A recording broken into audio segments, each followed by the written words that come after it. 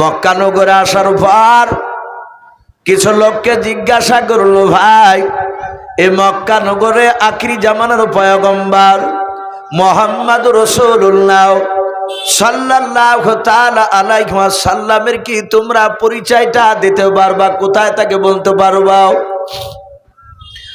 ইহুদির আলেমরা ভাবছে না মক্কা নগরীর কিছু মানুষ ইহুদির আলেমটার কথা শোনার পর ডাক দিয়ে বলেছিল, ভাই তুমি সামনের দিকে চলে যা, দেখতে পাবে একটা মোড়, ওই মোড় থেকে ডান দিকে চলে যাবা। কিছুটা দূরে যাওয়ার পর দেখতে পাবা ওই আখিরি জামানার পয়গম্বর মুহাম্মদুর রাসূলুল্লাহ সাল্লাল্লাহু তাআলা আলাইহি ওয়াসাল্লাম তার সাথীদেরকে নিয়ে কথা আলোচনা করছে। সেখানে গেলে তুমি তাকে দেখতে পাবা। সাহাবায়ে কেরামকে বিশ্ব নবী বলে নবী সাহাবা কি ব্যাপার, এখানে কোন বাচ্চা কান্না করছে, বাচ্চা কার? সাহাবারা ডান দিকে বাম দিকে তাকে বলছেন, রাসূলুল্লাহ এখানে তো বাচ্চা নেই। হযরত সালমান ফারসি রাদিয়াল্লাহু তাআলা আনহু আরো অনেক সাহাবা বাকি যারা ছিলেন তারা সকলেই বলছে যে আমরা তাকে দেখলাম কোনো বাচ্চা নাই, লক্ষ্য করে দেখলাম খাজুর গাছটা থেকে কান্না বেরিয়ে আসছে। বিশ্ব নবীকে বলছেন, আদা নবী ওই গাছটা থেকে কান্নার আওয়াজ আসছে। তাফসীরে লিখেছে বাপজি কলা গাছে যেমন ঠোকা মারলে পানি বের হয়, ওই খাজুর গাছটার গোটা বডি দিয়ে বাপজি পানি ঝরছিল। আমার বিশ্ব নবী মিম্বার থেকে নেমে গিয়ে খাজুর গাছটায় হাত লাগিয়ে বললেন, এই উস্তুনে হান্না তুই কাঁদছিস কেন? সঙ্গে সঙ্গে গাছ আল্লাহর কুদরতে বিশ্ব নবীর সাথে কথা বলতে লাগলো। জোরে বলুন সুবহানাল্লাহ। পৃথিবীতে বাপজি আদম আলাইহিস সালাম থেকে নিয়ে হযরত বিশ্ব রাসূল সাল্লাল্লাহু আলাইহি ওয়াসাল্লাম যে 1,24,000 মতান্তরে 2,24,000 এই নবী রাসূলদের মধ্যে থেকে বাপজি এক নাই দুই নাই বাপজি বলা হয়েছে সারা পৃথিবীর মাখলুকাতের কথা বুঝতে পারতেন, বলতে পারতেন মাত্র দুটো নবী। এক নম্বর নবী ছিলেন সিরিয়াল অনুযায়ী দুনিয়াতে আসার পর থেকে নিয়ে সুলাইমান আলাইহিস সালাম। উনি সারা পৃথিবীর মাখলুকাতের সাথে কথা বলতেন তাদের ভাষায়। সুলাইমান বলতে পারতেন, বুঝতে পারতেন। আর দ্বিতীয় নবী আপনার আমার নবী মুহাম্মদ রাসূলুল্লাহ সাল্লাল্লাহু তাআলা আলাইহি ওয়াসাল্লাম। নবীর সাথে পাখি কথা বলেছেন, গাছ কথা বলেছেন, পাথর কথা বলেছেন, নবীর সাথে জংলা উট কথা বলেছেন। আমার বিশ্ব নবী রহমতের নবী ডাক দিয়ে বলেন, এই গাছ তুই কাঁদছিস কেন? গাছ বলছে, রাসূল আপনি এতদিন আপনার রহমতের বডিটা আমার পিঠে লাগিয়ে ঠ্যাক লেগে আপনি বক্তব্য দিতেন, ওগো নবী আজ আপনার রহমত থেকে আমাকে বঞ্চিত করে দিলেন। বিশ্ব নবী বলেন, গাছ উস্তুনে হান্না তুই কাঁদিস না, আমি কথা দিচ্ছি আল্লাহ যদি আমাকে জান্নাতে দেয়, আমি যেই জান্নাতে থাকবো সেই জান্নাতে তুই আমার সঙ্গে থাকবি। বলুন সুবহানাল্লাহ। আর একটু বলে দিয়ে হায়াতুল হাইওয়ান বলে একটি কিতাবে লেখা আছে, জিন আর মানুষকে বাপজি জান্নাতে দেওয়া হবে। এ কথা ঠিক না বেঠিক? একটু জোরে বলুন। আল্লাহ জান্নাত তৈরি করেছে মানুষ আর জিনের জন্য। গরু ছাগলকে দিয়ে বাপজি জান্নাত ভর্তি করবেন না। কিন্তু হাদিসে পাওয়া গিয়েছে জান্নাতি জিনেরা জান্নাতে সারা জীবন লাস্টিং করবে না, তারা থাকবে না। জান্নাতি মানুষ যেমন জান্নাতি হবে জাহান্নামী হবে, অনুরূপভাবে জিন ও বাপজি যারা ভালো তারা জান্নাতি, যারা খারাপ তারা জাহান্নামী। যারা খারাপ জিন তারা জাহান্নামে অনন্তকাল থাকবে। ওদেরকে বাপজি তাদের অস্তিত্বকে হারিয়ে দেওয়া যাবে না, হারাবে না আল্লাহ। কিন্তু জান্নাতে যারা জিন জান্নাতে যাবে, আল্লাহ তাদেরকে জান্নাতটা ঘুরে দেখার পর জান্নাতের মাটি বানিয়ে দেওয়া হবে তাদেরকে। কিন্তু সেখানে বাপজি শুধু মানুষরাই জান্নাতে থাকবে। কিন্তু আমার রাসূল বলেছেন মানুষ বাদ দিয়েও এই জীবজন্তু পশু পাখির মধ্যে থেকে আরো 14টা জিনিস যাবে বাপজি জান্নাতে। বলুন সুবহানাল্লাহ। আপনারা সকলেই জানেন যে দুনিয়ার বুকে বাপজি একটা কুকুর, যে কুকুরটাকে বাপজি কিতমির বলা হতো। আসহাবে কাহাফের বাপজি ঘটনা আপনারা শুনেছেন যে 309 বছর এক ঘুমে বাপজি পার করে দিয়েছিল। কেউ বলেছেন 9 জন, কেউ বলেছেন 7 জন, কেউ বলেছেন 18 জন, কেউ বলেছেন 14 জন। এই তাদের মধ্যে থেকে বাপজি বলা হয়েছে কুকুরটা ছিল, কুকুরটার নাম কিতমির। ওই কুকুরটাও বাপজি জান্নাতে যাবে। সব কুকুর নয়, ওই কুকুরটাই। পৃথিবীর বুকে বাপজি উটের মধ্যে থেকে দুটো উট যাবে জান্নাতে।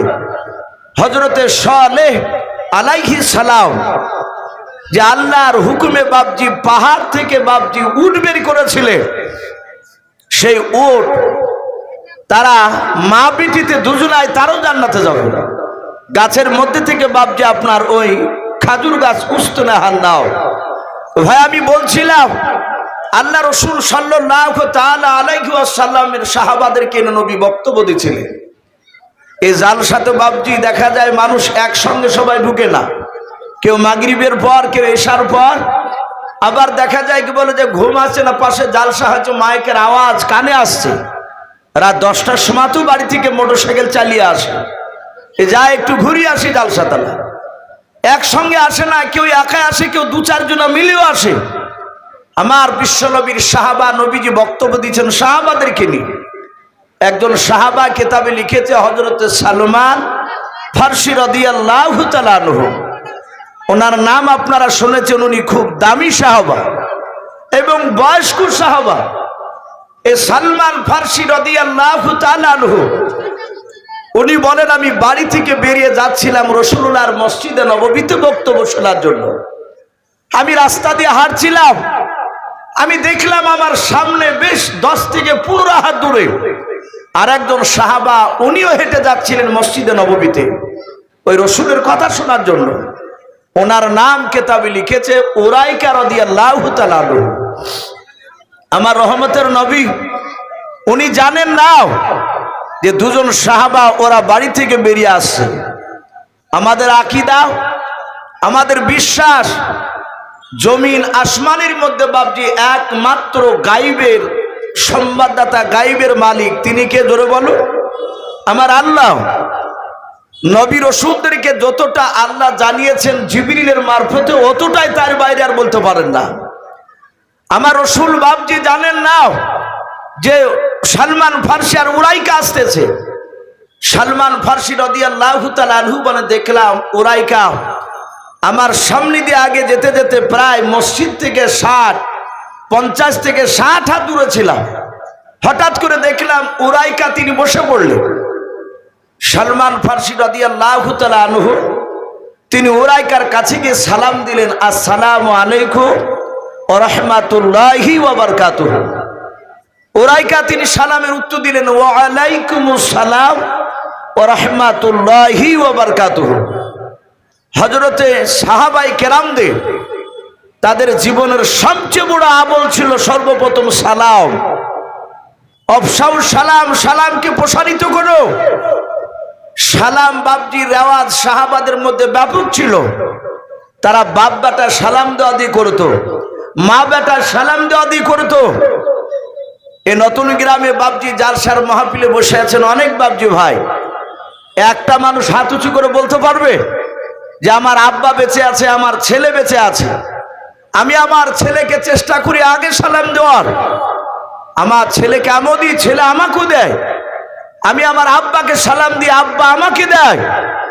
আছি বাপজি এরকম ফ্যামিলি তৈরি করতে পেরেছি? বাপ একটু কথা বলে। আমরা পারি নাই। অনেক ওলামাদেরকেও দেখেছি বাপ বেটায় সালাম দিতে লজ্জা করে। আমি অনেকে জিজ্ঞাসা করেছি, দেখেছি বড় আলেম বলছে যে ইসু ভাই আব্বাকে সালাম দিতে লজ্জা লাগে। রাসূলের সুন্নাত, রাসূল যাতে খুশি হবে সেই কাজ করতে বাপজি আমাদের লজ্জা যদি লাগে জানতে হবে ঈমান আমাদের দুর্বল। আমরা বিশ্বনবীর পূর্ণাঙ্গ মুমিন আমরা হতে পারি নাই, বান্দা বান্দি হতে পারি নাই। আমার বিশ্বনবী রাহমাতুল লিল আলামিন জনাবে মুহাম্মদ রাসূলুল্লাহ সাল্লাল্লাহু আলাইহি ওয়াসাল্লামের সাহাবা সালমান ফারসি তিনি গিয়ে সালাম দিয়ে দিলেন। উরাইকা সালামের উত্তর দিলে। আজ সত্যি দুঃখ লাগে বাপ, আমি প্রতিটা বাপজি ভাইদেরকে বলি, আমি অনেক জায়গাতে বলি যে আর বাপজি নাভির ওপরে হাত বাঁধার, নাভির নিচে হাত বাঁধা নিয়ে আর ঝামেলা করে লাভ নেই। সে নাভির ওপরে হাত বাঁধছে, বাদ দিয়ে ওকে নামাজ পড়তে দে। যে নাভির নিচে হাত বেঁধে নামাজ পড়ছে তাকেও পড়তে দে। শুধু বাপজি তাদের হাত পায়ে ধরে বলুন যে ভাই নামাজ আদায় করো আর কলেমা লা ইলাহা ইল্লাল্লাহু মুহাম্মাদুর রাসূলুল্লাহ সাল্লাল্লাহু আলাইহি ওয়াসাল্লাম, এই কলেমা যদি বাপজি আপনার যদি পড়ে, সে আমরা দেখবো না যে তাবলিগি না বেরেলি, হানাফিলা ফারাদি এসব দেখবো না, আমরা কলেমার দিনী ভাই বলে আমরা সালাম দিব। বলুন ইনশাআল্লাহ, আরো জোরে বলুন ইনশাআল্লাহ। আজ বাপজি ভারতবর্ষের পরিস্থিতি ভালো নেই। আশা করি মাননীয় হুমায়ুন কবির সাহেবের মুখ থেকে আপনারা শুনবেন হয়তো কিছু কথা। উনি খুব সুন্দর দামি দামি কথা উনি তুলে ধরেন, আলোচনা করে। বাপজি আজ আমাদের পরিস্থিতি ভালো নেই, আমাদের পিঠ দেওয়ালে ঠেকে গিয়েছে। আজ আমাদের এক শ্রেণীর কিছু মানুষ তারা জানতে পেরেছে যে মুসলমানদের মধ্যে ঐক্য নেই, ওদের মধ্যে একতা নেই। এই জন্য বাপজি চারিদিকে মুসলিমরা বাপজি মার খেতে শুরু করেছে। সম্মানিত ভাইরা আমার, বাবা জীবনেরা, আমরা সালাম আমরা দিব, একটু জোরে বলেন ইনশাআল্লাহ।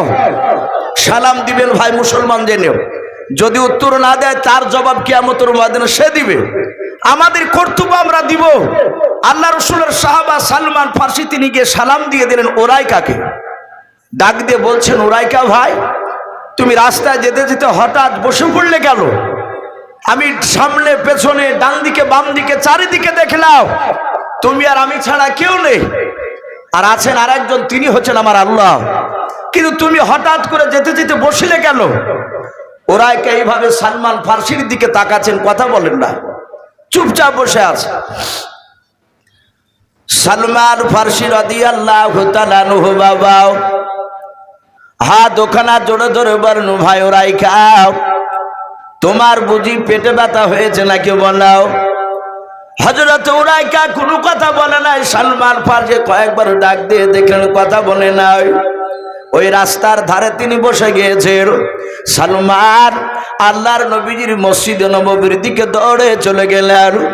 আল্লাহ রসুলকে দেখে বাপ যে সালাম দিলেন, আসসালামু আলাইকা ইয়া রাসূল আল্লাহ ইয়া হাবিব আল্লাহ।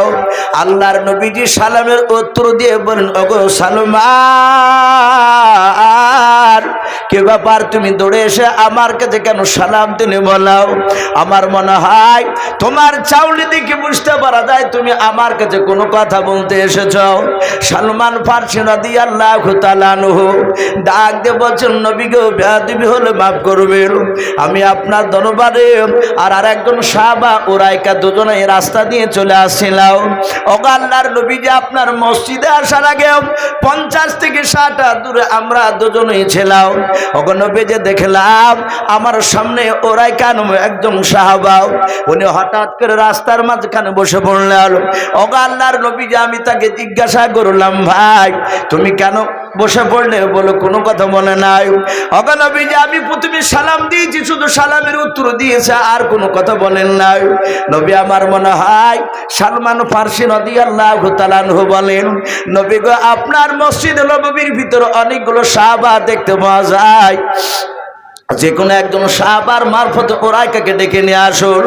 আপনি জিজ্ঞাসা করুন ওরাইকা কেন আপনার দরবারে আস্তে আস্তে বসে গিয়েছিল।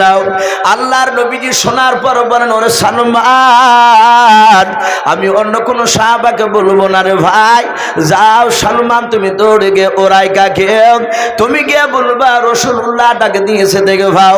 নবীজির নাম শোনার পর আর ওরাইকা বসে থাকতে পারবে না। সালমান ফার্সি দাঁড়ালেন না। আল্লাহর নবীজির কথাটা শোনার পর সোজা দৌড়ে গিয়ে বাবা সালমান ফার্সি ওরাইকার কাছে যাওয়ার পর দ্বিতীয়বার সালাম দিলেন, আসসালামু আলাইকুম ওয়া রাহমাতুল্লাহি ওয়া বারাকাতুহু। সালাম দেওয়ার পর হযরত ওরাইকার হাত ওখানে জোরে ধরে বলেন, ওরে ওরাইকা ভাই আমি তোমাকে ব্যক্তিগত ডাকতে আসি নাই। ওরে ওরাইকা ভাই সারা পৃথিবীর দরুদ নবী মার নবী জনাবে মুহাম্মদ রাসূলুল্লাহ সাল্লাল্লাহু তাআলা আলাইহি ওয়াসাল্লাম, ও ভাই ওরাইকা তোমাকে নবীজি ডাক দিয়েছে। সালমান ফার্সি বলেন, যাহাতে আমি নবীজির নাম করলাম ওরাইকা বসে থাকতে পারলো না, চট করে দাঁড়িয়ে গেল। ওরাইকা দাঁড়িয়ে যাওয়ার পর নবীজির সাহাবাকে বলল, গো সালমান ভাই, বলো আমার নবীজি মসজিদে নববীতে আছে না বাড়িতে আছে বলাও। সালমান বলেন, আমি বললাম ভাই ওরাইকা নবীজি মসজিদে নববীতে আছে, বাড়িতে যাই নাই, আমি এক্ষুনি নবীর কাছ থেকে আসলাম, তোমাকে মসজিদে নববীতে ডাক নিয়েছে। সালমান বলে, আমি দেখলাম ওরাইকা আগে আগে দৌড়ে দৌড়ে নবীজির দরবারে চলে গেল। আমি নবীজির দরবারে নয়, ওরাইকার পেছন পেছন নবীজির পেছনে গিয়ে দাঁড়িয়ে গেলাম। আল্লাহর নবীর সাহাবা ওরাইকা আল্লাহ রসুলের কাছে গিয়ে বাবজি সালাম দিয়ে দিলেন, আসসালামু আলাইকা ইয়া রাসূলুল্লাহ ইয়া হাবিবাল্লাহ। আল্লাহর নবীজি সালামের উত্তর দিয়ে বলেন, ওরাইকা তুমি দূরে দাঁড়িয়ে থেকো না, তুমি আমার কাছে এসো। ওরাইকা যাহাতে কাছে গেলেন, আল্লাহ রসুলের চেহারার দিকে ওরাইকা ফেল ফেল করে বাবজি চেয়ে আছে। ওরাইকার দুই চোখের কোনা দিয়ে পানি গড়ে যায়। আল্লাহর নবী বলেন, ওরাইকা আমি শুনলাম তুমি নাকি রাস্তা আস্তে আস্তে বসে গিয়েছিলাম, ওরাইকা তোমার কি হয়েছিল তুমি বলো। আল্লাহ রসুলের কথা শোনার পর ওরাইকা আস্তে করে বলেন, হুজুর আমার কিছু হয় নাই। আল্লাহ রসুল বলেন, ওরাইকা তোমার কিছু হয় না তো তুমি কেন বসে গিয়েছিলে তুমি বলো। ওরাইকা আস্তে করে বলছেন, ইয়া রাসূলুল্লাহ আপনি আমাকে বসতে বলেছিলেন তাই আমি বসে গিয়েছিলাম। বলুন সুবহানাল্লাহ। নবীজি বলেন, এই ওরাইকা আমি তো তোমাকে বসতে বলি নাই। ওরাইকা বলছেন, হুজুর আপনি তো বললেন বসো। নবী বলছেন, ওরাইকা তুমি আর ওরাইকার সালমান ফার্সি দুজনাই তোমরা যে আমার দরবারে আসছিলে এটা আমি জানতাম না। সালমান ফার্সি কিছুক্ষণ আগে এসে আমাকে বলল, হে আমার ওরাইকা আমি তোমাকে বসতে বলি নাই।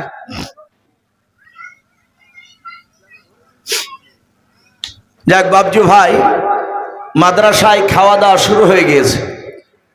কারো যদি খেতে বাকি থাকে আলহামদুলিল্লাহ দুজন চারজন করে যাবে, খাওয়া দাওয়া করে সে আবার বসে যাবে। তা আমি বলছিলাম আল্লাহ রসুল ডাক দিয়ে বলছেন, ওরাইকা আমি তোমাকে বলি নাই। ওরাইকা বলছেন, হুজুর আপনি যে বললেন সাহাবা বসো। ওরাইকা বলছেন, নবী আপনি তো বললেন। রসুল বলছেন, আমি তোমাকে বলি নাই। মসজিদে নববীর ভিতর থেকে একদম সাহাবা দাঁড়িয়ে গিয়েছিল। অনেক সময় দেখেন মজলিস থেকে উঠলে অনেক বক্তারা বলে যে ভাই উঠছেন কেন, বসুন আর কিছুটা আলোচনা করে শুনে একবারে দোয়া নিয়ে যাবেন বাড়ি। এরকম অনেক বক্তারা আমরা বলি। নবী বলছেন, আমার একজন সাহাবা মাহফিলের মাঝ থেকে দাঁড়িয়ে গিয়েছিল। আমি সেই সাহাবাকে লক্ষ্য করে বলেছিলাম, এই সাহাবা বসো। হযরত ওরাইকা বলছেন, নবী আপনি নাম ধরে তো বলেন নাই, আপনি সাহাবা বসে বলেছেন, আমিও তো আপনার সাহাবা ওরাইকাও। আপনি যখনই সাহাবা বসে বলেছেন আর আপনার গলার আওয়াজটা মসজিদে নববীর ভিতর থেকে বাইরে, আমি 50 থেকে 60 হাত দূরে থাকা অবস্থায় আপনার গলার আওয়াজ শুনতে পাওয়ার পরে আমি রাস্তায় বসে গিয়েছিলাম। জোরে বলুন সুবহানাল্লাহ।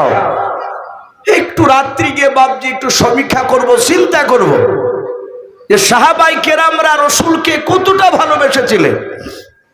আমার বিশ্বনবী জবান থেকে কথা বেরোনোর সাথে সাথেই বাবজি তারা আমল করতে। বাবজি আমার সোনা লালেরাও, এ শুধু আপনার এ তো কথা, এই কথাটা মানতে তো আর জান চলে যায় না। এরকম অনেকে প্রশ্ন করতে পারে, কিন্তু রসুলের কথা বাবজি প্রচার করতে গিয়ে সাহাবারা জান কুরবান দিত, বাবজি ভয় পেতেন না।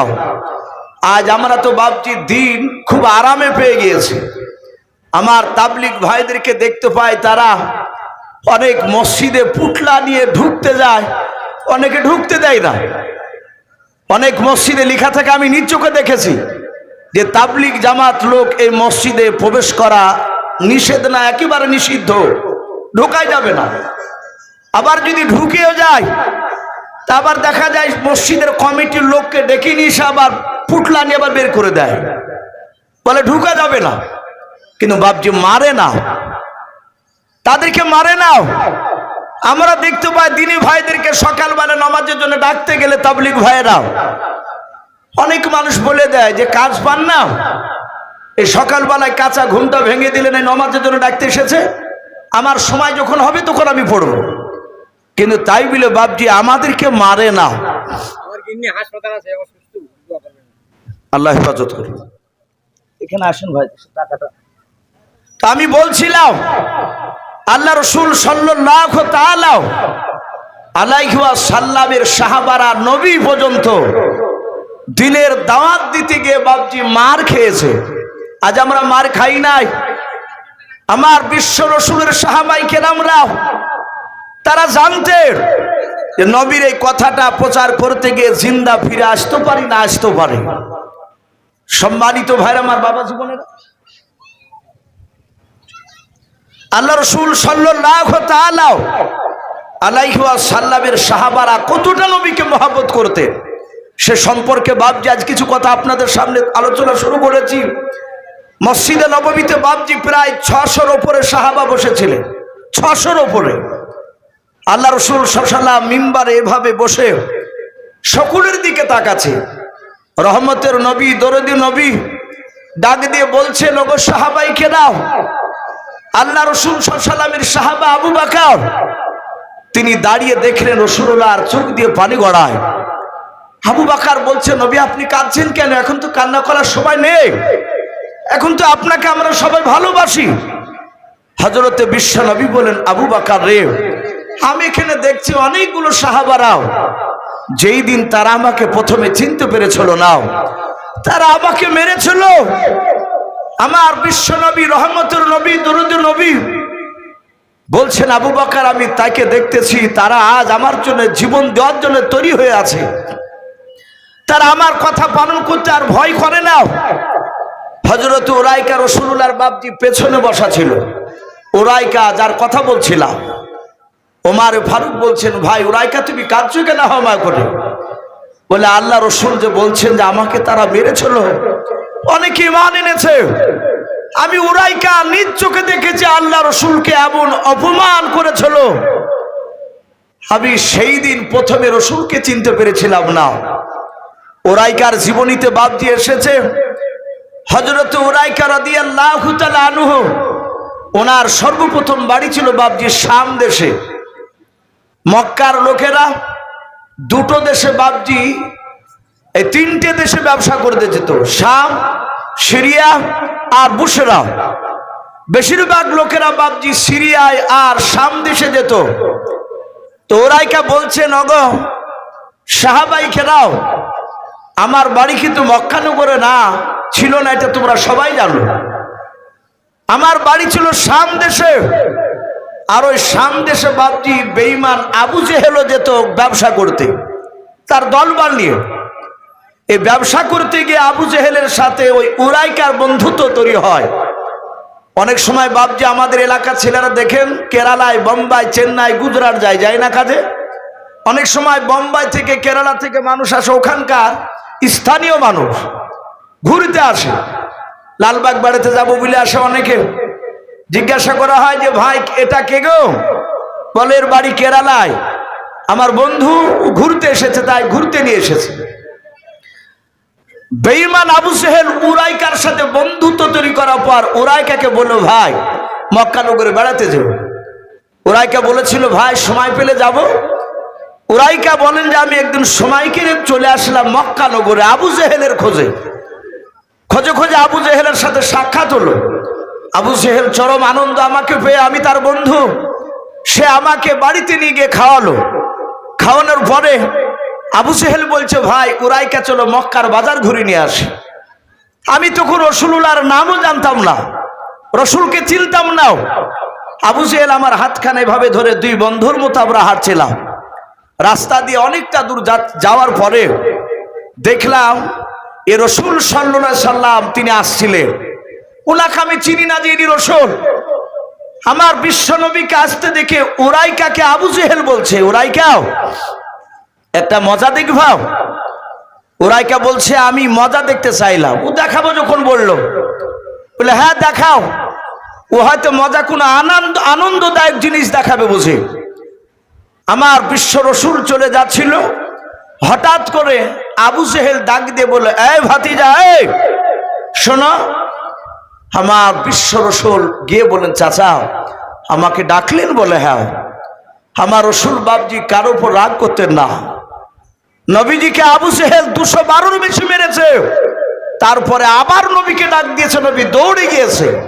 যদি একবার কলেমা পড়ে নেয় তাহলে ভয়ঙ্কর জাহান্নামের আগুন থেকে আমার চাচা আবু জেহেল বেঁচে যাবে। আবু জেহেল রসুলকে ডাকলো কাছে, নবী চলে গেলে আবু জেহেল বলল, ভাতিজা একটু হা করো তো।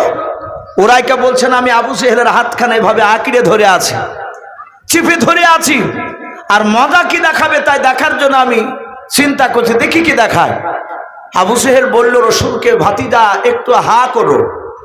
বিশ্ব নবীজি হা করলে সঙ্গে সঙ্গে বেঈমান আবু জেহেল তার ভিতর থেকে নোংরা থুতু কফ বের করে সারা পৃথিবীর শ্রেষ্ঠ রসুলের মুখে বাবজি ভরে দিল। বলুন আস্তাগফিরুল্লাহ। যে নবীজি বাবজি আমার বিশ্ব নবী ঘেমে গেলে, আমরা ঘেমে গেলে নাকটা কাছে নিয়ে গেলে গন্ধ বেরোয়, আর বিশ্ব নবীজি ঘেমে গেলে নবীর ঘাম থেকে মুশকে আম্বার নাই খুশবু বের হতো। বলুন সুবহানাল্লাহ। আমার বিশ্ব নবী দুনিয়াতে যতবার হাসতেন ততবার জান্নাতের মর্যাদা বাবজি বৃদ্ধি পেত। আর সেই নবীজির মুখে বাবজি থুতু ভরে দিল এই বেঈমান আবু জেহেল। উরাইকা বলছেন আমি দাঁড়িয়ে আশ্চর্য হয়ে গেলাম, এই যুবকটা তো কিছু বলে নাই। যুবকটা চলে যাচ্ছিল আর আবু জেহেল ডেকে থুতু দিয়ে দিল। এ আবার কেমন মজা দেখানো জিনিস। আমার রসুল থুতুটা ফেলে দিয়ে রসুল কাঁদছেন আর বলছেন, চাচা আমি তো কোনো অন্যায় করিনি। ওগো চাচা, আমি জান্নাতের রাস্তা জাহান্নামের রাস্তা আমি দেখাচ্ছিলাম মানুষকে, জাহান্নাম থেকে যেন জান্নাতে যেতে পারে, আর তুমি আমার মুখে থুতু ভরে দিলে। ওগো চাচা, তোমার মুখে যদি কোনো মানুষ থুতু ভরে দেয় তুমি কি খুশি হইতে? আবু জেহেল সাতাহাতে চিৎকার করে বলল, আয় ভাতিজা, আর দ্বিতীয়বার যদি ঠুট লড়ে আওয়াজ করিস এর চেয়ে খারাপ ব্যবহার আরো দেখানো হবে। হযরত উরাইকা রাদিয়াল্লাহু তাআলা আনহু তিনি বলেন, তখন আমি ঈমান এনেছিলাম না, আমি রাসূলুল্লাহকে চিনতাম না, জানতাম না, কিন্তু এত বড় আঘাত করার পর আমার রসুল বাপজি তাকে গালিগালাজ দিলেন না, গরম করে বাপজি কথা বললেন না। আল্লাহর নবী জনাবে মুহাম্মদ রাসূলুল্লাহ সাল্লাল্লাহু তাআলা আলাইহি ওয়াসাল্লাম রাস্তা দিয়ে কান্না করতে করতে চলে যাচ্ছেন। বাবা 50 থেকে 60 হাত বাপজি চলে যাওয়ার পর আল্লাহকে ডেকে বলেন, আল্লাহ আমি মনে হয় তোমার দিনকারে টিকে রাখতে পারবো না। বেঈমান বাপজি আবু জেহেলকে ওরাইকা ডাক দিয়ে বলেছিল, ভাই ও আবু জেহেল, এই লোকটাকে, এই লোকটার নামকে একটু তুমি বলে দাও। এত ভালো মানুষ আমি পৃথিবীতে প্রথম দেখলাম। জোরে বলুন সুবহানাল্লাহ। ভাই আমি যাই হোক, বাপজি একটু থামতে বলেছে। আমাদের বিধায়ক সম্মানীয় বাপজি বসে আছে, ওনার দু চার কথা বাপজি একটু শোনা দরকার, যেহেতু উনিও বাপজি আমাদের এক ধরনের বাপজি এই ভারতবর্ষে, এই পশ্চিমবাংলার উনিও বাপজি, আমরা জানি যে উনি আমাদের রাহবার। তাই যাক উনি এসেছে, উনি দু চার কথা আলোচনা করবেন। বাপজি অধৈর্য হবেন না ভাই, আমরা সকলে ইনশাল্লাহ, উনি কয়েক মিনিট কথা বলবেন, আমরা শুনবো ইনশাল্লাহ মন দিয়ে। হ্যাঁ, আমরা ওনাকে দেখতেও পাচ্ছি, আর একটু আগে আমি বলেছি সেটাই রিপিটেশন, যে ওনাকে শুধু মুর্শিদাবাদ নয় সারা পশ্চিমবাংলা ওনাকে বিধায়ক হিসাবে যথেষ্টভাবে ছিলেন। আমাদের পরিচিত ভরতপুরের বিধায়ক জনাব হুমায়ুন কবির সাহেব আমাদের সম্মুখে বক্তব্য রাখবেন। আপনারা হয়তো মনে করবেন যে একটা ধর্মের জায়গাতে সভা হচ্ছে আর ধর্মীয় বক্তব্য হচ্ছে, সেখানে অন্য লোক বক্তব্য দিচ্ছেন, এটা একটা কেমন? এটা ছোট্ট প্রতিষ্ঠান, তো সেই জন্য আপনি বলছেন, সত্যকে সকলেই বলতে পারে, আসলেই পারে না। বড় বড় প্রতিষ্ঠানে একদম টাকা কালেকশন করেন, সেই অবস্থাতে এই ধরনের বক্তাদের, এই ধরনের ব্যক্তিদেরকে বক্তব্য দেওয়া হয়। আমি নিজেই সেখানে প্রেজেন্ট ছিলাম বা থাকি বড় বড় প্রতিষ্ঠানে, ধর্মীয় প্রতিষ্ঠানে। ফলে তা নয়, ওনারা এসেছেন এই টাইপের। শুধু উনি নন, যে কোনো বিধায়ক, যে কোনো সাংসদ যদি আসেন, নিঃসন্দেহে আমাদের মাথার কাজ আমরা মনে করি ওনাদেরকে দরকার আছে। উনি ওনার মূল্যবান সময়কে আমরা অপচয় করাবো না, ওনার ইচ্ছা মতো উনি বক্তব্য দেবেন। হ্যাঁ, এটা বলছেন, আচ্ছা ঠিক আছে, খাওয়ার ব্যাপারটা আপনারা করে আসবেন। এত সুন্দর ব্যবস্থা, আমি আবার বলছি, আমি খুবই খুশি। আমি বড় জায়গায় সঞ্চালক থেকেছি, সভাপতি, বিশেষ প্রধান অতিথি, আগামী বৃহস্পতিবার কমিটি থাকবে, ছেলে বক্তব্য হিসাবে থাকবে। তো এত সুন্দর ব্যবস্থা, আপনারা এখানে আসুন, আমার খুব ভালো লাগছে, আসুন। আর ওটা আবার আমি অ্যানাউন্স করছি, করার কথা ছিল না, তবু 7:15 আদান হবে আর 7:30 মাদ্রাসাতে জামাত হবে, এটা জানিয়ে দিলাম। এই সভা যদি ভেঙে যায় আর এরকম জমানো মুশকিল হবে আমার মনে হচ্ছে। যাই হোক, এটা জানিয়ে দিলাম। উনি বক্তব্য দেবেন, বেড়ে আসছেন, আমরা শুনবো। আসসালামু আলাইকুম। ওয়ালাইকুম আসসালাম ওয়া রাহমাতুল্লাহি ওয়া বারাকাতুহু। উপস্থিত এই এমজি ব্লক বা লালবাগ ব্লকের অন্তর্গত নতুন গ্রাম, আমি আপনাদের এই যে জালসা মাদ্রাসা কমিটির উন্নতি কল্পে, মাদ্রাসার উন্নতি কল্পে যে জালসা, এখানে আমাকে আমন্ত্রণ করার জন্য, দাওয়াত দেওয়ার জন্য আমি অবশ্যই গর্বিত। কারণ আমি মনে করি আমাদের সম্মানীয় সভাপতি সাহেব এবং আমাদের যিনি বক্তা খুব সুন্দরভাবে কোরআন হাদিসকে, আমাদের শেষ নবী মুহাম্মদ মুস্তাফা সাল্লাল্লাহু আলাইহি সাল্লামের জীবনী, তার চলাফেরা, তিনার আদত নিয়ে খুব সুন্দরভাবে উনি বক্তৃতা করছেন। কিন্তু আমি যেহেতু এখানে এসছি, আমার এখান থেকে 45 কিলোমিটার দূরে বাড়ি, আমার শরীরটা খুব একটা ভালো নেই। আমার গলার আওয়াজ থেকে বুঝতে পারছেন যে আমার গলা খারাপ হয়ে আছে, কথা বলার মতো সেরকম স্বাচ্ছন্দ্য বোধ করছি না। তবুও যেহেতু আপনাদের এখানে এসেছি, আপনাদের এখানে আসতে পেরেছি বা এসেছি, দু চার কথা না বললেই নয়। আমি 7:15 আজান হবে, তার আগেই আমি শেষ করে দেবো আমার কথা বলা। আমি শুধু উপস্থিত এই ইসলাম ধর্ম অবলম্বী মানুষ যারা আমরা কোরআনকে মান্যতা দিই, পাঁচ ওয়াক্ত নামাজ পড়ি, আল্লাহকে মানি, সেই সমস্ত মুসলমান ভাইদের আমি একটাই কথা বলবো যে আপনারা আরো বেশি ঐক্যবদ্ধ হন। ইসলামকে যেভাবে 1447 বছর আগে আমাদের শেষ নবী আমাদের কোরআনকে বিশ্বের মুসলমানদের কাছে রেখে গেছেন বা কোরআন নাযিল হয়েছে, সেই কোরআনকে রক্ষা করা পৃথিবীর প্রত্যেকটা ইসলাম ধর্মাবলম্বী মানুষের খুব জরুরি বা কর্তব্য।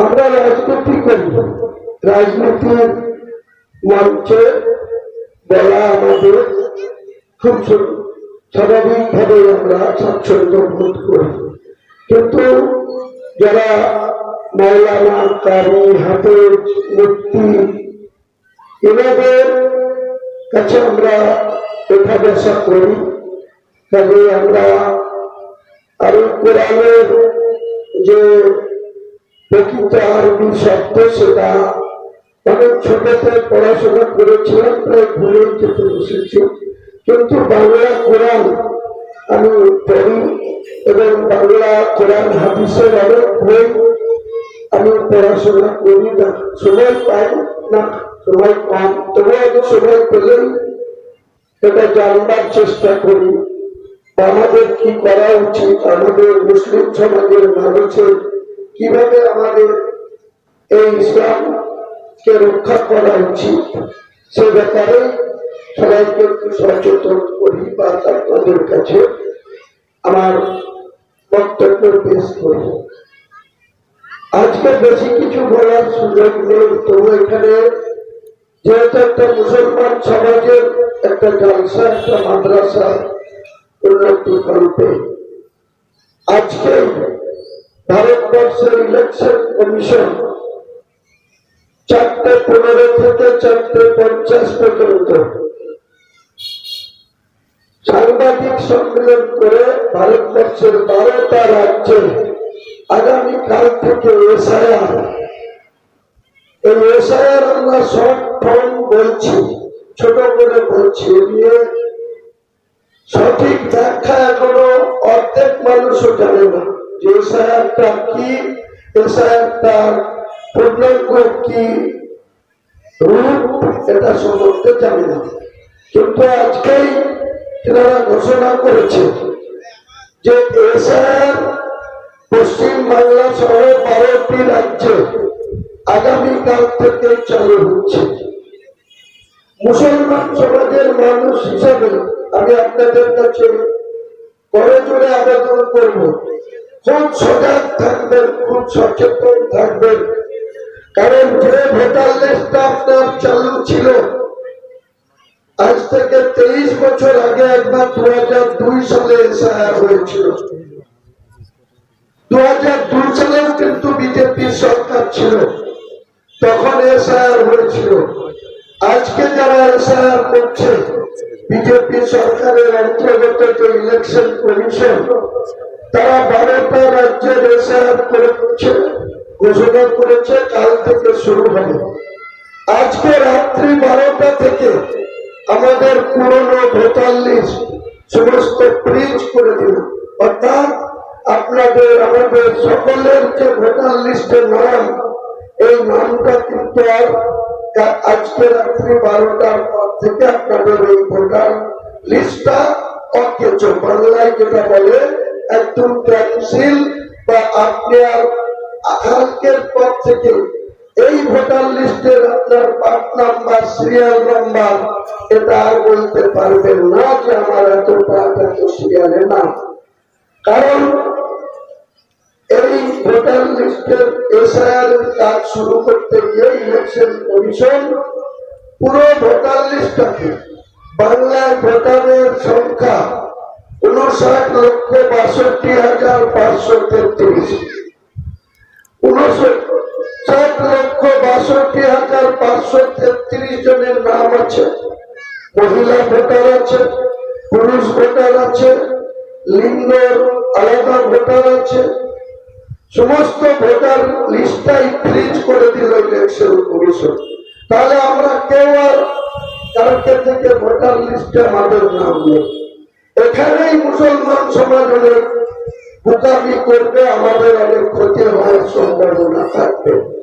বিজেপির যে চক্রান্ত, ইলেকশন কমিশন এই যে বিএলও নিয়োগ করেছে, আমাদেরই রাজ্যের মানুষ তারা বিএলও নিয়োগ করছে, কিন্তু এই ভোটার লিস্ট থেকে প্রত্যেক বাড়ি বাড়িতে গিয়ে যাদের ভোটার লিস্টে যত বাড়ির পরিবারের সদস্য আছে, অর্থাৎ পুরুষ এবং মহিলা আছে, তাদের নাম সরেজমিনেতে বাড়িতে গিয়ে একবার ছাড়া ইলেকশন কমিশনের নির্দেশ আছে এক একটা বাড়িতে একবার নাম, প্রয়োজনে যদি একবারে গিয়ে তাদের বাড়ির সদস্য সংখ্যা পুরনো লিস্ট ধরে যদি পেয়ে যায়, মিলে যায়, তাহলে আবার নতুন করে আপনার নামটা নথিভুক্ত হবে এবং 8ই জানুয়ারি সেই নাম আবার একটা পাবলিশড হবে, ভোটার লিস্ট 8ই জানুয়ারি 2026।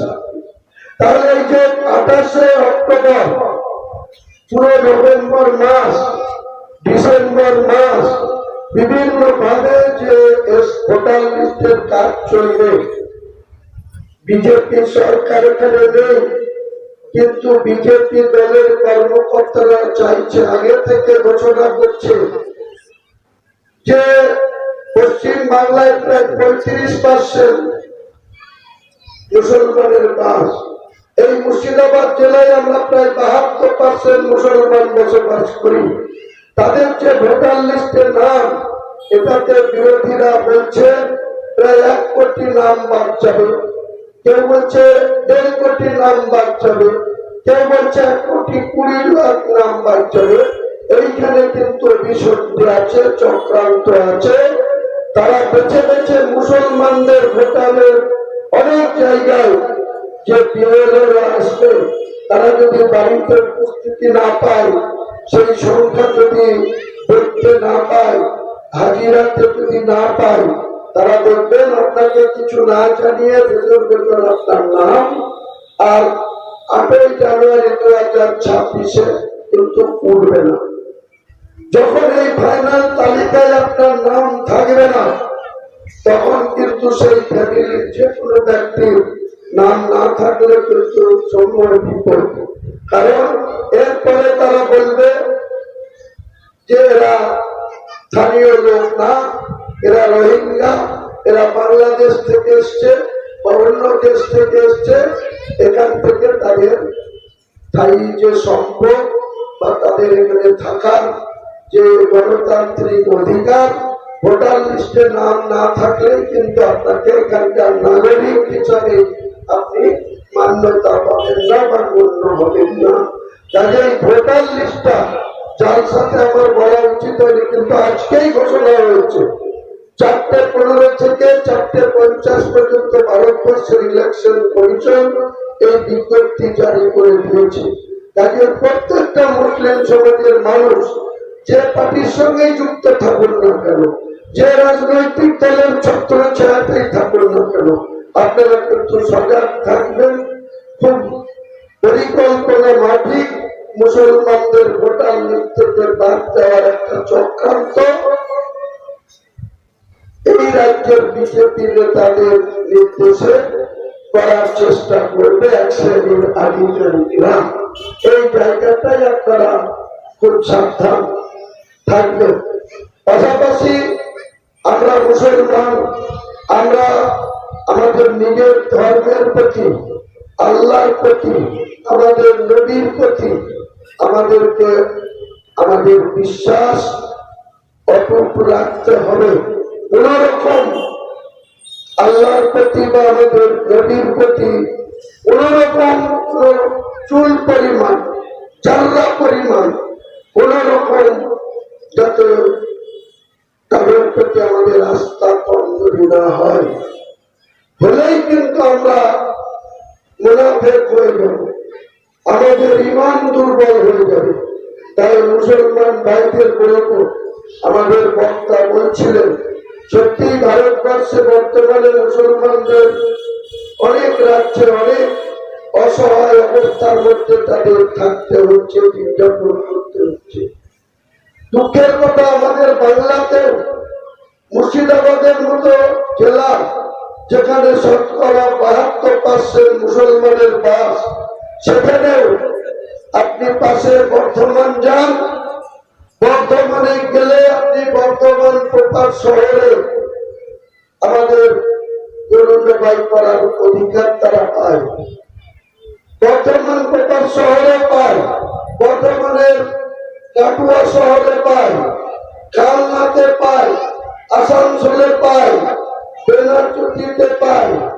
কিন্তু দুর্ভাগ্য আমাদের এই মুর্শিদাবাদ 72% মুসলমানের বাস, আপনাদের দিল ছোড়া করে বহরণ করে আপনি গরু জবাই করতে পারেন না। এটা মুসলমানদের হীন মানবিকতার জন্য, আমাদের ঐক্যতার অভাবের জন্য, আমাদের সুদৃঢ়তার জন্য। আমরা যদি শক্তিশালী হয়ে না থাকি, আগামী দিনে কিন্তু আমার বাড়ি যেখানে, বাড়ি থেকে মাত্র 5 কিলোমিটার দূরে কামনগর কাজীপাড়া বলে একটা গ্রাম আছে। এই কামনগরের বর্তমান প্রধান আছে বিজেপি দলের ঘোষ সম্প্রদায়ের ব্যক্তি। এই কাজীপাড়াতে এইরকম একটা জালসা করার জন্য গত 1 বছর আগে, লোকসভা 1 বছর না, 1 বছরেরও বেশি সময় আগে, লোকসভা ভোট 2024-এর মে মাসে হচ্ছে, এপ্রিল মাসে তারা জালসার আয়োজন করেছে, ডেট করেছে, সবকিছু করেছে। পরের দিন জালসা হবে, প্যান্ডেল করা আছে, মক্তবের নামাজ পড়তে ঢুকেছে, মুসলিরা নামাজ পড়ছে। ওই ঘোষ প্রধানের নেতৃত্বে, যেখানে থানা শক্তিপুর, সেখান থেকে 10 মিনিটের পুলিশ পৌঁছাতে পারত, কিন্তু সেই মসজিদ আক্রান্ত হলো। সেই মসজিদে নামাজ পড়তে বাধা দিল, সেই মসজিদ ভাঙচুর করলো, সেই মসজিদের কোরআন নিয়ে গিয়ে ফেলে দিল। পুলিশ নির্বাক, পুলিশ 2 ঘন্টা পরে আসছে সেই স্পটে। আমার কাছে যখন ফোন গেল, আমি গাড়ি বের করতে যা টাইম লেগেছে, আমি দ্রুত সেখানে 8 ঘন্টার মধ্যে সেই স্পটে পৌঁছে গেলাম। আমাকে উল্টে প্রশাসন চেঞ্জ করছে, আপনি কেন এখানে এলেন? আপনার ওসি কেন আসেনি? আপনার অন্যান্য পুলিশ কেন আসেনি? এখানে মুর্শিদাবাদ জেলায় মুসলমান আক্রান্ত হবে নামাজ পড়তে গিয়ে, এত দুঃসাহস কোথা থেকে আসে? তারপরে সবাইকে ছুটতে হলো, এসপি ছুটলো, অ্যাডিশনাল এসপি ছুটলো, নদিয়া থেকে পুলিশ আসলো, মালদা থেকে পুলিশ আসলো। 7 দিন ধরে নেট অফ থাকলো, 144 থাকলো, বহরমপুর থানা, বেলডাঙ্গা থানা, রেজিনগর থানা, শক্তিপুর থানা। এই এত বড় ঘটনা ঘটার পর যখন ইলেকশন হচ্ছে, সেই ইলেকশনে আমাদের যে জেলা শাসক ছিলেন, সেই জেলা শাসকের আজকেই বদলি হয়েছে। মালদার জেলা শাসক আমাদের এখানে জেলা শাসক হয়ে আসছে। এই রাজেশ্বরী মিত্র যে জেলা শাসক ছিল, তিনি এই ঘটনার পর 22শে এপ্রিল পর্যন্ত যেখানে নেট অফ 144 লাগু, তারপরে 30শে এপ্রিল শক্তিপুরে থানার কাছে উত্তরপ্রদেশের মুখ্যমন্ত্রী যোগী আদিত্যনাথকে হেলিকপ্টার নামার পারমিশন দিয়ে দিল। সে হেলিকপ্টার নিয়ে নেমে তার ভাষণে বীরভূম, নদিয়া, মুর্শিদাবাদের 26টা ব্লক থেকে বিজেপির কর্মীদের 25,000 কর্মী জোগাড় করে সেখানে চ্যালেঞ্জ করে বলছে একটা মুখ্যমন্ত্রী যে আমি ইউপির মুখ্যমন্ত্রী, এখানে মুখ্যমন্ত্রীকে বলছে দাঙ্গাবাজ, বাংলার মুখ্যমন্ত্রীকে, আর আমার নাম না করে আমাকে উদ্দেশ্য করে বলছে এখানে এক দাঙ্গাবাজ আছে। সেই দাঙ্গাবাজ কদিন আগে এখানে দাঙ্গা করেছে, এখানে পুলিশকে মারধর করেছে। তো আমার যদি ইউপি হতো, আমি এই দাঙ্গাবাজকে উল্টো করে টাঙিয়ে 7 পীড়া মানে 7 জনম সিধা করে দিতাম। সে আর দাঙ্গা করলো তারা, মসজিদে নামাজ পড়তে বাধা দিল তারা, কোরআনকে অপবিত্র করলো তারা। আমি যখন দ্রুত পৌঁছিয়ে তার প্রোটেস্ট করতে গেলাম, তারপরে যখন 10,000 মুসলিম সমাজের মানুষ রাস্তায় বেরিয়ে আসলো, তখন প্রশাসন উঠে আমাকে বলছে আপনি কেন রাস্তায় আসলেন, আপনার এত লোক কেন রাস্তায়, আপনি রাস্তা থেকে লোক হঠাৎ বাড়িতে নিয়ে যান, বাইরে নিয়ে যান। এই পরিস্থিতিতে আমরা বসবাস করছি। কাজে আপনাদেরকে বলবো, আমরা নিশ্চয়ই আমাদের ধর্ম আমরা করব, সম্মানের সহিত করব, অপরের ধর্মকেও আমরা শ্রদ্ধাশীল হব, তাদের ধর্ম সম্বন্ধে আমরা কঠিন কথা বলবো না, বাজে কথা বলবো না, বাধা দিতে যাব না, কোনো প্রয়োজনায় তা দেব না। কিন্তু আমাদেরকে অনেক হিসেব নিকেশ করে আমাদেরকে কিন্তু বেঁচে থাকতে হবে। আমরা হয়ে করলাম, আজকে আমরা দেখতে পাচ্ছি গোটা বাংলায় আমরা যে দলে আছি, যে দলের বিধায়ক, এই দলের মুখ্যমন্ত্রী, এই দলের প্রশাসন, কিন্তু মারছে কে? মুসলমান। মরছে কে? মুসলমান। কেস খাচ্ছে কে? মুসলমান। থানায় জেল খাচ্ছে কে? মুসলমান। এই মুসলমান আর কবে সংশোধন হবে? এই মুসলমানের কবে তাদের মাথা ঠান্ডা করে নিজের জাতির প্রতি আরো বেশি গুরুত্ব দেবেন? কারণ আপনারা যদি এই জায়গায় ঠিকঠাক না হন, যত মাদ্রাসা করবেন, মাদ্রাসা করে তাও আপনার ধর্মের প্রতি যে আঘাত আসবে, মুসলমান যেটা আঘাত পাচ্ছে, সেই জায়গাটা আমরা মেরামত করতে পারছি না, আমরা ঠিক করতে পারছি না। আমি জালসার রাখছি না, আমি সামাজিক ভাবে আপনাদের বলবো, কারো প্রতি প্রতিহিংসা করার না হয়ে আমরা আমাদের যেমন জুম্মার নামাজ পড়ি, আমরা কাতার সোজা করতে বলি, আমরা সেজদা দিই, আমাদের ইমান যেভাবে সেজদা দেন, যেভাবে নামাজ পড়ি, সেইভাবে আমরা মুসলিম সমাজের মসজিদ মাদ্রাসা হেফাজত করা, তাদের সম্মান রক্ষা করা, কোরআনের সম্মান রক্ষা করা আমাদের প্রত্যেকটা ইসলামের কর্তব্য। কারণ আমরা যদি প্রকৃত ইমানদার হয়ে কবরে যেতে চাই, তাহলে এইসব কাজগুলো আমাদেরকে দায়িত্ব সহকারে করতে হবে। আর চাল সাহেব, মৌলানা সাহেবরা যতই বলুন, এক কান দিয়ে শুনলাম আর এক কান দিয়ে বেরিয়ে গেল, জালসা শেষ হয়ে গেল, পরের দিন সকালবেলায় সামান্য কিছু নিয়ে আবার মারামারি, হাতাহাতি, রক্তপাত, লালবাগ থানার আইসির কাছে কেস দিয়ে আবার জেল ঠাকুর। অর্থনৈতিক ভাবে হচ্ছেন, সামাজিক ভাবে দুর্বল হচ্ছেন, আর মধ্যখানে কিছু প্রশাসনের আধিকারিকরা ভয় পাচ্ছে।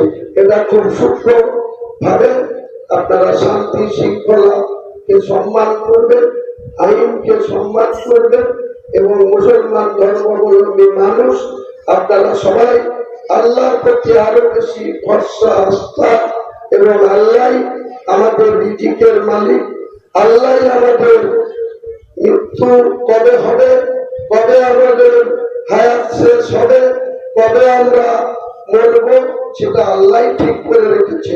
কিন্তু আমরা এমন যুগে এসেছি, এমন এমন অহংকারিক লোক কথাবার্তা বলছে আমাদের এই মুসলমান সম্প্রদায়ের মধ্যে, তারা যেন চিরদিন বেঁচে থাকবে, তারা মরবে না, তারা কবরে যাবে না, তারা সবকিছুতে গ্যারেন্টি দিচ্ছে। তার মানে আল্লাহর সাথে শরীকি করছে। কেউ যদি আমি বলি আমি এত বছর বাঁচবো, তাহলে আমি আল্লাহকে অস্বীকার করলাম, আল্লাহর সাথে শরীকি করলাম। কারণ আল্লাহ বলেছে কোরআনে, মৌলানা সাহেবরা ভালো জানেন, অনেক কিছুতে আল্লাহ আমাদেরকে দয়া করে। আমরা আল্লাহ দয়ার উপরে বেঁচে থাকি, দয়ার উপরে আমাদের চলাফেরা করতে হয়।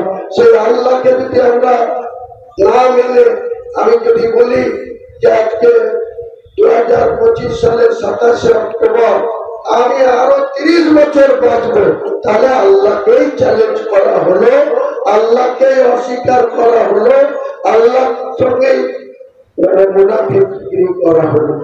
কোন মানুষ যেন আমরা আল্লাহর কাছে দয়া ছাড়া, আল্লাহ আমাদের কতদিন হায়াতে রাখবেন, আমাদের কোথায় রিজিক রেখেছেন, কিভাবে আমরা মরবো, অ্যাক্সিডেন্টে মরবো না বাড়িতে মরবো না কলকাতার পিজি হসপিটালে মরবো না বহরমপুর মেডিকেল কলেজে মরবো, ওটা আল্লাহ জানেন, আমরা কেউ কিন্তু জানি না। আমরা অথচ সব ছেলে বুঝে তারপরেও আমরা ভুল করি, তারপরেও আমরা অহংকার করি, তারপরেও আমরা আল্লাহর মূল নির্দেশটা, মূল যে ইবাদত করা, সেই জায়গাটা থেকে অনেক কিছু আছে। আমি আমার বক্তব্য আর বাড়াবো না। কারণ মনে আঘাত লাগলে আপনারা আপনাদের সন্তান, আপনাদের ভাই, আপনাদের বাড়ির কাছের লোক, আত্মীয় মনে করে ক্ষমা করে দেবেন। আর যে মাদ্রাসাতে এখানে আমাকে আমন্ত্রণ করা হয়েছে, তার উন্নতি করতে জালসা হচ্ছে, ওনারা আমাকে কিছু বলেননি, কিন্তু আমি এই মাদ্রাসায় 1 লক্ষ টাকা দেব, কিন্তু ইনশাল্লাহ আমাকে একটু সময় দেবেন। কারণ আমি অনেক বড় কাজে হাত দিয়েছি। আপনারা অনেকেই সংবাদ মাধ্যমে দেখেছেন যে আমি বেলডাঙ্গার, মির্জাপুরের সাহেব এখানে আছেন, বেলডাঙ্গার খাগড়াপাড়া মোড়ে বরকত প্রধান বলে একজন ছিলেন, তার একটা আখের মিল ছিল। সেই আখের মিলের জায়গাটা উনি একটা বেলডাঙ্গার কিছু ব্যক্তিকে বিক্রি করে দিয়েছিলেন। সেই জায়গাটা কেনা হচ্ছে 6 বিঘি জায়গা, NH 34 মেন পজিশনের জায়গা। সেই 6 বিঘি জায়গা 6 কোটি 60 লক্ষ টাকা দিয়ে আমাকে কিনতে হচ্ছে। আমি কলকাতার রাজপথে দাঁড়িয়ে বলেছিলাম, ইনশাল্লাহ 1992 সালের 6 ডিসেম্বর যে বাবরি মসজিদ ধ্বংস করে দিয়েছিল এক শ্রেণীর হিন্দু করসেবকরা, আমরা মুর্শিদাবাদে 70% 72% মুসলমানের বাস, আমরা মুর্শিদাবাদের বেলডাঙ্গাতে একটা নতুন করে বাবরি মসজিদ গঠন করব। তা আমি ঘোষণা করেছিলাম 6 ডিসেম্বর 2025 ওই বাবরি মসজিদের শিলান্যাস করা হবে। সৌদি আরব থেকে, সৌদি আরবের কাবা শরীফের যে প্যানেলের ইমাম আছে, 6 জন প্যানেলের ইমামের মধ্যে একজন ইমামকে আনা হবে। সেই ইমাম সাহেব এই বাবরি মসজিদের শিলান্যাস বা দ্বার উদ্ঘাটন করবে। আমার আশা, যেভাবে উত্তর 24 পরগনা, দক্ষিণ 24 পরগনা, হাওড়া, হুগলি, কুচবিহার, উত্তর দিনাজপুর, মালদা, বীরভূম, নদিয়া যেভাবে আমাকে ফোন করছে, যেভাবে আমার সঙ্গে খোঁজখবর নিচ্ছে, আমার মনে হয়, আমার নিজের ধারণা 5 থেকে 10 লক্ষ লোক সেদিন জমায়েত হবে ওই বাবরি মসজিদের শিলান্যাসের দিনে। তাই আমি আপনাদের বলছি, আমার যে ওয়াদা করলাম, আমি একটু টাকা দেবো এই মাদ্রাসাকে। 6 ডিসেম্বর এটা হবে। আর একটা ইন্টারন্যাশনাল বিশ্বস্তর আর ক্লাব প্রতিযোগিতা হবে 9 ডিসেম্বর উত্তর 24 পরগনার ত্রিগোণায়। সেখানেও আমাকে যেতে হবে। আমাকে অনেক আগে থেকে তারা দাবি দিয়েছে বা কথা দিয়েছি। কাজে 6 ডিসেম্বর আর 9 ডিসেম্বর, তারপরে পরেই 12-14 ডিসেম্বরের মধ্যে আমি ইনশাআল্লাহ আপনাদের এই মাদ্রাসার লোকদের দেখে, বহরমপুরে দেখে আমি আমার সাধারণ সহযোগিতা আপনাদের করব। আপনারা সবাই ভালো থাকেন, সবাই সুস্থ থাকেন। আল্লাহ আপনাদের সকলকে হেফাজত করুন। আসসালামু আলাইকুম ওয়া রাহমাতুল্লাহি ওয়া বারাকাতুহু।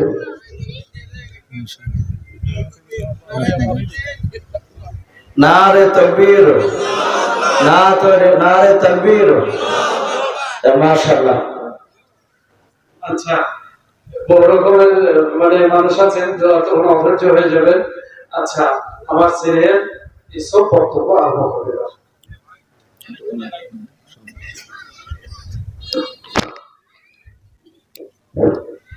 আচ্ছা, মাদ্রাসার যারা কমিটি লোক আছেন তাদেরকে মাসওয়ারা ভিত্তিক বিভিন্ন দপ্তরে দায়িত্ব দেওয়া আছে।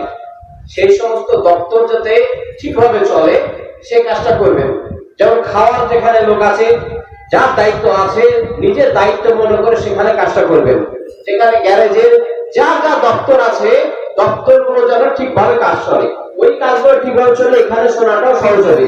এই জন্য মাসওয়ারা ভিত্তিক যাদেরকে যে দায়িত্ব দেওয়া হয়েছে সেখানে অবশ্যই তিনারা দায়িত্বের সঙ্গে পালন করবেন। আর খাওয়া দাওয়া শুরু হয়ে গেছে, অল্প অল্প আপনারা চাইলে খাওয়া দাওয়া চালিয়ে নিতে পারবেন।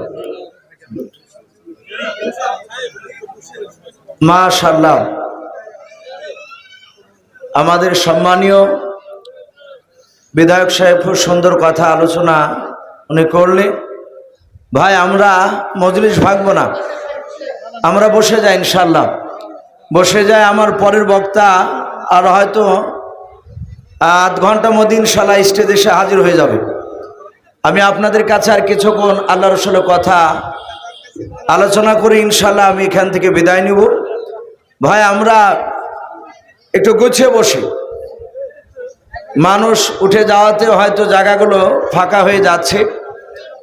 আমি অনুরোধ করব বাপজি, একটু আমরা এগিয়ে আসি। বক্তব্য চলতে চলতে হয়তো বক্তব্য বন্ধ রাখলে আবার আলহামদুলিল্লাহ বক্তব্য দিতে খুবই কষ্ট হয়। যাই হোক, আলহামদুলিল্লাহ ওনারও দরকার ছিল আমাদের। বাপজি বসে যায়, বাপ শোনা, আমরা একটু সামনে বসে যাই ইনশাল্লাহ। জি, আমরা দুরূদ ইব্রাহিম পড়ি না, আল্লাহুম্মা সাল্লি আলা মুহাম্মাদিন ওয়া আলা আলি মুহাম্মাদ কামা সাল্লাইতা আলা ইব্রাহিম ওয়া আলা আলি ইব্রাহিম ইন্নাকা হামিদুম মাজিদ। আল্লাহুম্মা বারিক আলা মুহাম্মাদিন ওয়া আলা আলি মুহাম্মাদ কামা বারাকতা আলা ইব্রাহিম وعلى آل إبراهيم إنك حميد مجيد صلى الله تعالى عليه وسلم। ভাই আমি আলোচনা করছিলাম যে হযরত উরাইকা রাদিয়াল্লাহু তাআলা আনহু রাসূলকে বাপজি সে আগে চিনত না। বিশ্ব নবীজির মুখে যখন বেঈমান আবু জেহেল থুতু দিয়ে দিল, রহমতের নবীর ব্যবহার দেখে উরাইকা আবু জেহেলকে জিজ্ঞাসা করেছিল, ভাই এই লোকটাকে এত বড় আঘাত দেওয়ার পরও লোকটা তোমাকে গালি দিল না, তোমাকে কড়া ভাষায় কথা বলল না। মক্কানগর বাপজি যেটাকে জাহিলিয়াতের যুগ বলা হতো, জাহিলিয়াতের যুগ, অন্ধকারের যুগ বলা হতো। অন্ধকার মানে নয় যে সেখানে লাইটিং এর ব্যবস্থা, আলো ছিল না, তা নয়। এক কথায় সেই সময় ভালো কথা বলার মানুষ ছিল না। ছোটখাটো বিষয়কে কেন্দ্র করে তারা 20 বছর 25 বছর বাপজি ঝামেলা টেনে নিয়ে যেত, যেগুলো বর্তমান বাপজি শুরু হতে চলেছে। আল্লাহর নবী বলেন, কিয়ামতের আগে আমার উম্মতের মধ্যে আমি জন্ম নেওয়ার পর মক্কা নগরে যেই সব কাফিরদের মধ্যে, মক্কার লোকেদের মধ্যে যে সব খারাপি গুণগুলো ছিল, এই সব গুণগুলো কিয়ামতের আগে আমার উম্মতের মধ্যে দেখা দেবে। আজ বর্তমান বাপজি মানুষ দেখেন কোন ঝামেলা হলে মানুষ মীমাংসা করতে যায় না, আরো বিবাদ লাগাতে যায়। তার যদি লোক না থাকে তাকে আড়ালে ডেকে যে বলবে এই দেশে এলাকায় যারা শক্তিশালী তার দলে সাপোর্ট দে, যে তুই কেন ওদের কাছে মাথা নিচু করবি। এসব বাপজি আপনার থামাতে চায় না, জিনিসটাকে আরো খারাপের দিকে নিয়ে যায়। এটা জাহিলিয়াতের যুগে বাপজি ছিল। তো সেই সময় মক্কা নগরে বাপজি আপনার আবু জেহেলকে ডাক দিয়ে বলল, ভাই আমি সামদেশে মানুষ হয়েছি, মক্কা নগরে এসে আমি এই লোকটাকে দেখলাম যার মুখে তুমি থুতু দিয়ে দিলাও। সে তোমাকে গালি দিল না, শুধু একটা কথা বলে তোমার মুখে দিলে তুমি কি খুশি হতে? অন্য লোক যদি কেউ থুতু ভরে দিত, তুমি আবার তাকে ধমক দিয়ে তাড়িয়ে দিলাও। এই লোকটার নাম কি? লোকটার আব্বার নাম কি একটু বলো, আমি মক্কা নগরী গিয়ে তার প্রশংসা করব, আলোচনা করব আমার বাপ চাচাদের সামনে।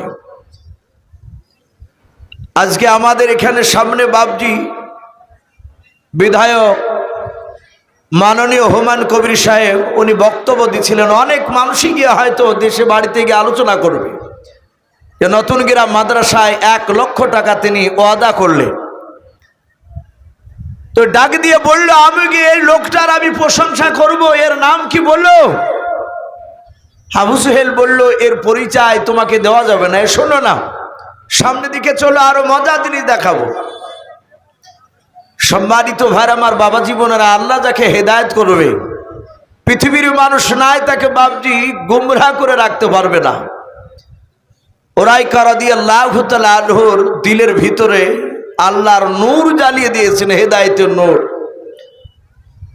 উরাইকা আবু জেহেলের হাত ধরে যেতে যেতে কিছুটা দূর যাওয়ার পরে হাতকে টান মেরে ছুটে দিয়ে আল্লাহর রাসূলের দিকে দৌড়াতে লাগলেন।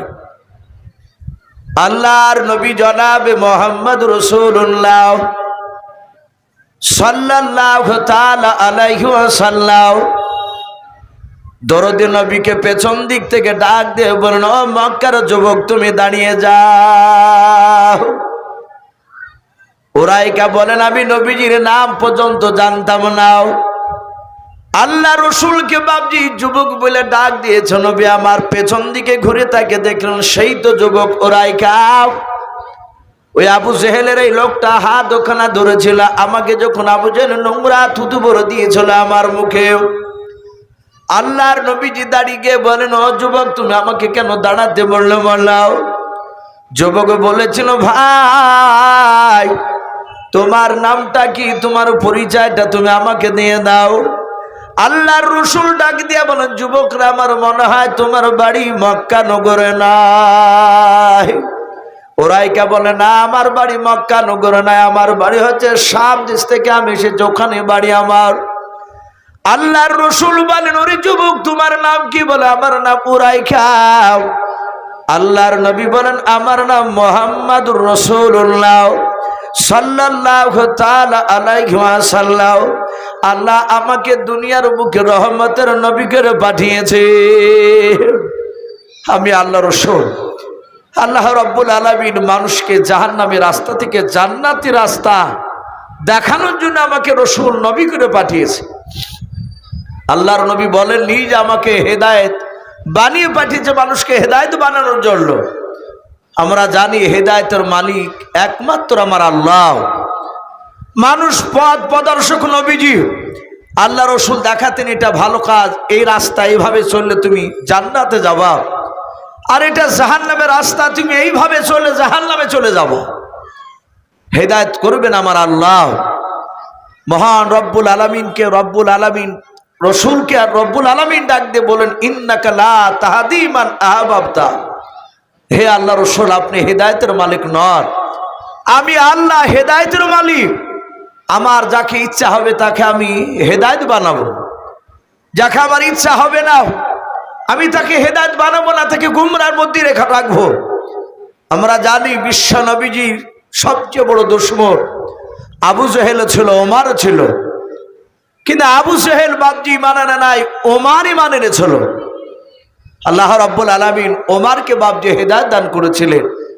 আমি বলছিলাম রসুল সাল্লাল্লাহু তাআলা আলাইহি ওয়াসাল্লাম মসজিদে নববীতে প্রায় 600-র উপরে সাহাবা, সবাই বসে নবীর চেহারার দিকে চেয়ে আছেন।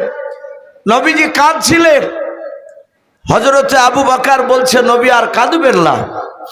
হযরতে ওমর ফারুক রাদিয়াল্লাহু তাআলা আনহু তিনি ডাক দিয়ে বলছেন, ওগো আল্লাহর রাসূল, ওমর ঈমান আনার পূর্বে আপনাকে কাঁদতে হয়েছিল, কিন্তু নবীজি ওমর ঈমান আনার পর কোন বেঈমান আপনার সামনে তলোয়ার তুলে চোখ রাঙা করে কথা বলার আর কেউ সাহস রাখতে পারেনি।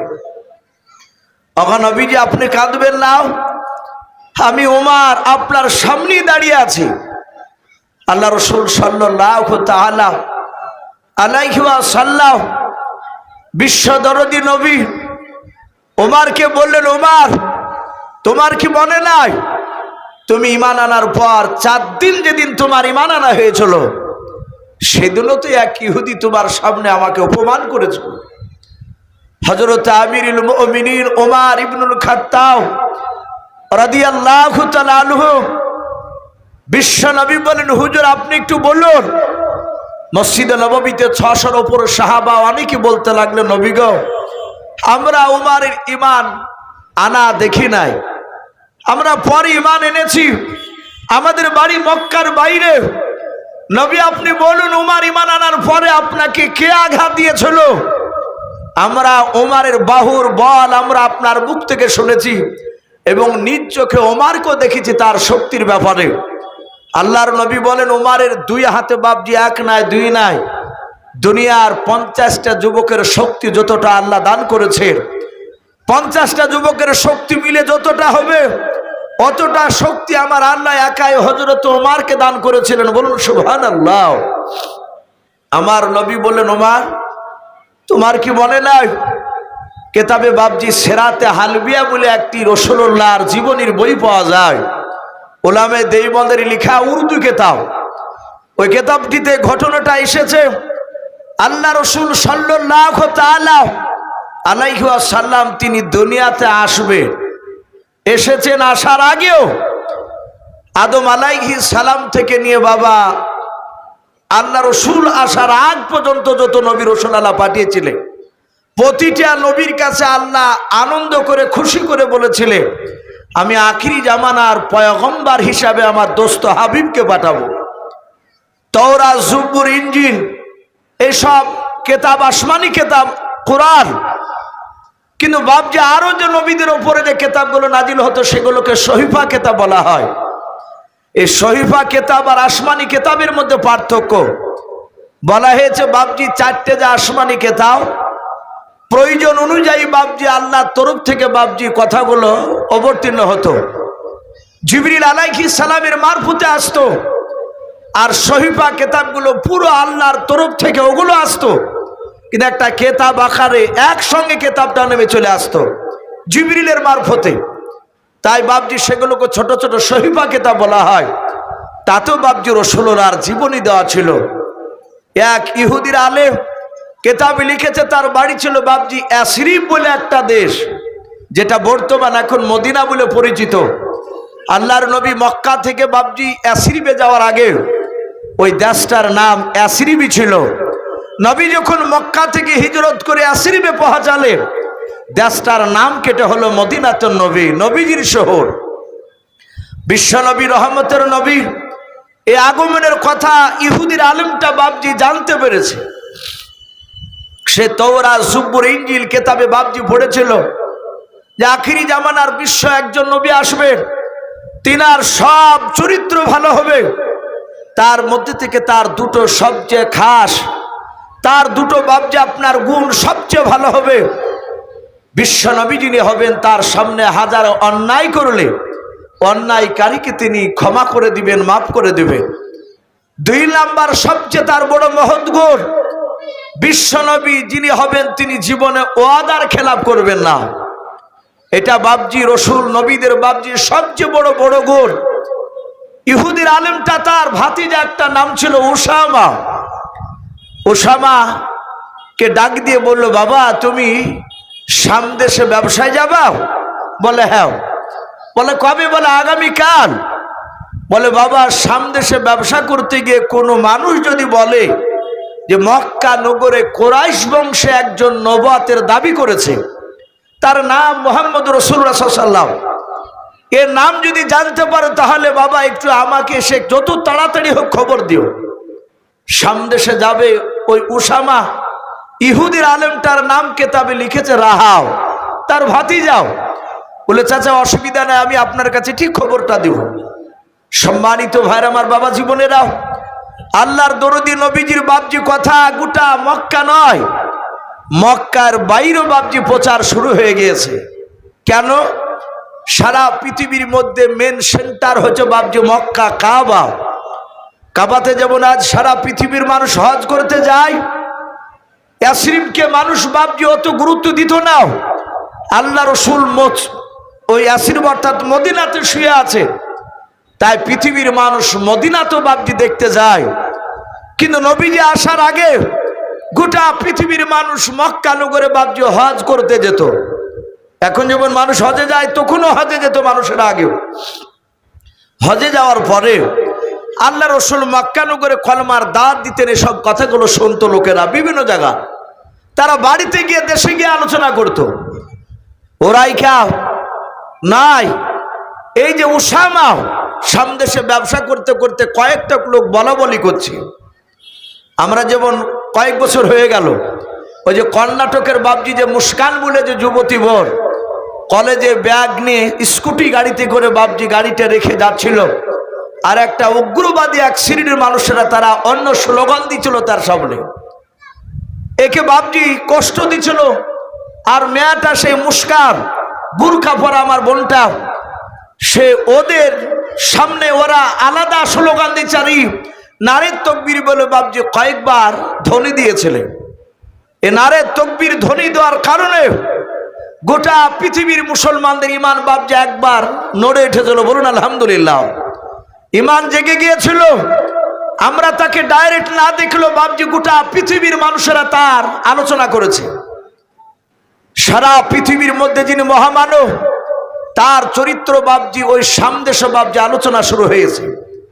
ওসামা শোনার পর দৌড়ে এসে তার চাচাকে বলে, চাচা আপনি যার কথা বলছিলেন সে তো মক্কা নগরে নবুয়তের দাওয়াত শুরু করে দিয়েছে। বলে তাই? বলে হ্যাঁ। ওসামাকে ডাক দিয়ে বলে, বাবা তুমি সঠিক শুনেছো? বলে আমি কয়েকজনের মুখে শুনলাম। ওরা এখানে রাহাব ইহুদির পণ্ডিত আর থাকতে পারলো না, সে 5টা টাকা পকেটে ভরে নিয়ে রে বাবা সোজা মক্কা নগরে চলে আসলো ইয়াসরিব দেশ থেকে। ইয়াসরিব দেশে সেই জামানায় বুড়ো বুড়ো বাবা ইহুদির বড় বড় পণ্ডিতারা বাস করতো, তার মধ্যে রাহাব একজন বড় পণ্ডিত।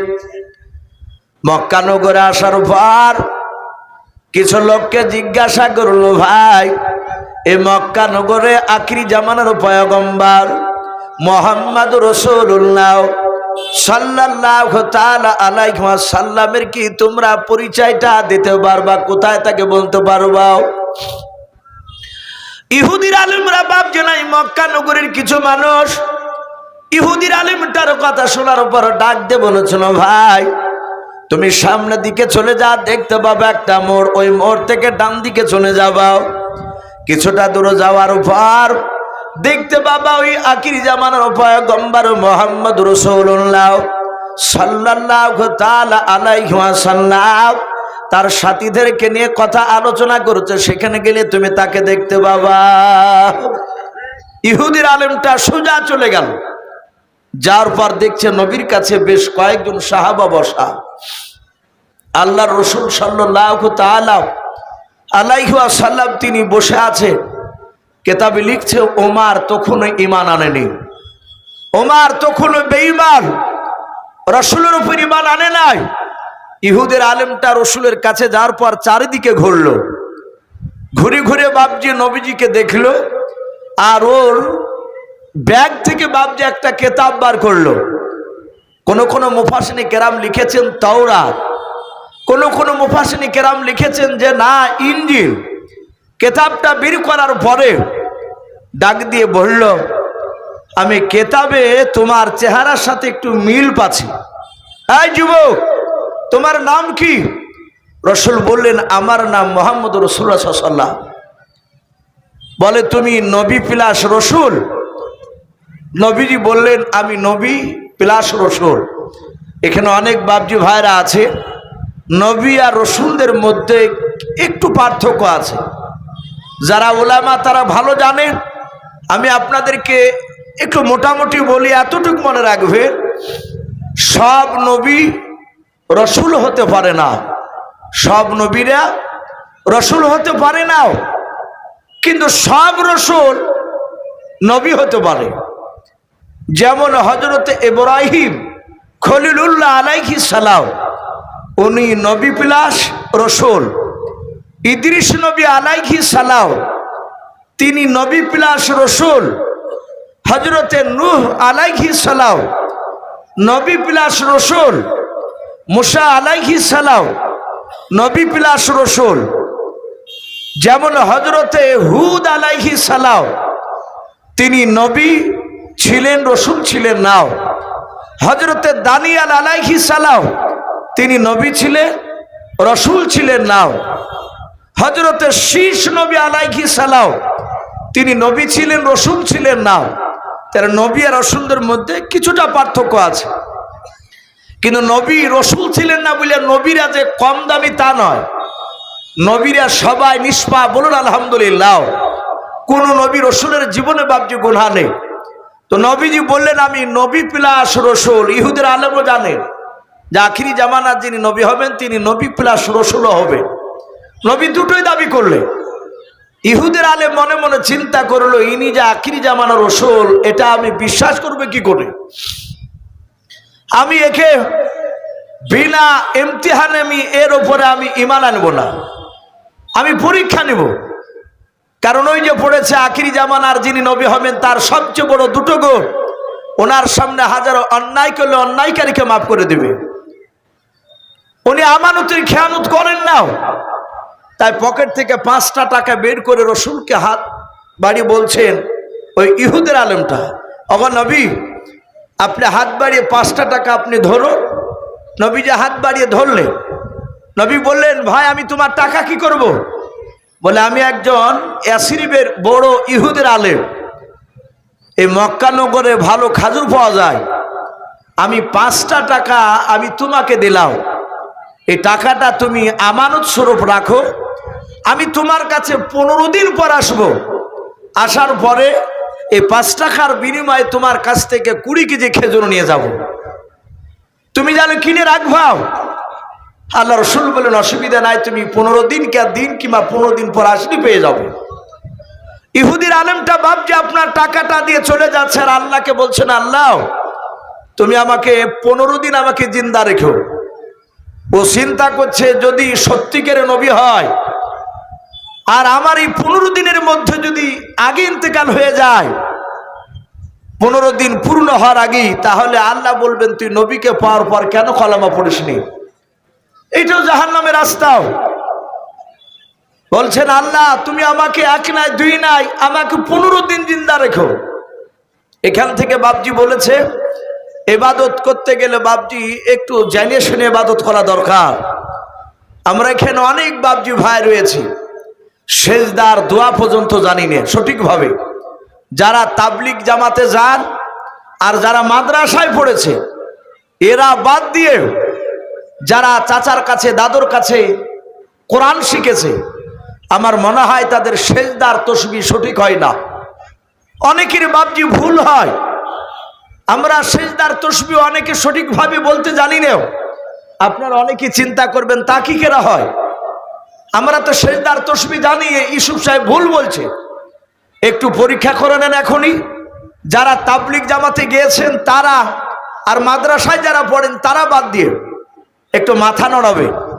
আমার সাথে এই কথাটা মিলাবেন কারা কারা বলে সুবহানা রব্বিল আলা, সেজদার তসবিহ। সেজদাতে গিয়ে কারা এই তসবিহটা বলেন? আমি যেভাবে বলছি এভাবে কারা কারা বলেন সুবহানা রব্বিল আলা? এটা বলেন তো ভাই নাকি অনেকে? এদের অনেকেই মাথা লড়াচ্ছে। সুবহানা রব্বিল আলা এটা সেজদার তসবিহ বলে আমরা পড়ি, কিন্তু বাপজি এই সুবহানা রব্বিল আলা যারা বলে তাদের কিন্তু তসবিহ সঠিক হয় না, তাদের এটা ভুল। আপনি সঠিক করে বলতে পারছেন না, আপনি শিখেননি সেরকম লোকের কাছে।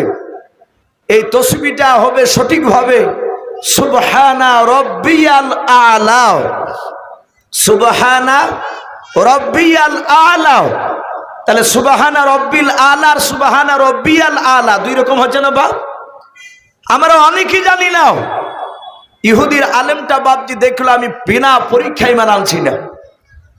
1 2 3 4 করে বাপজি 10 দিন হতে চললো, 10 দিন পর হয় নাই।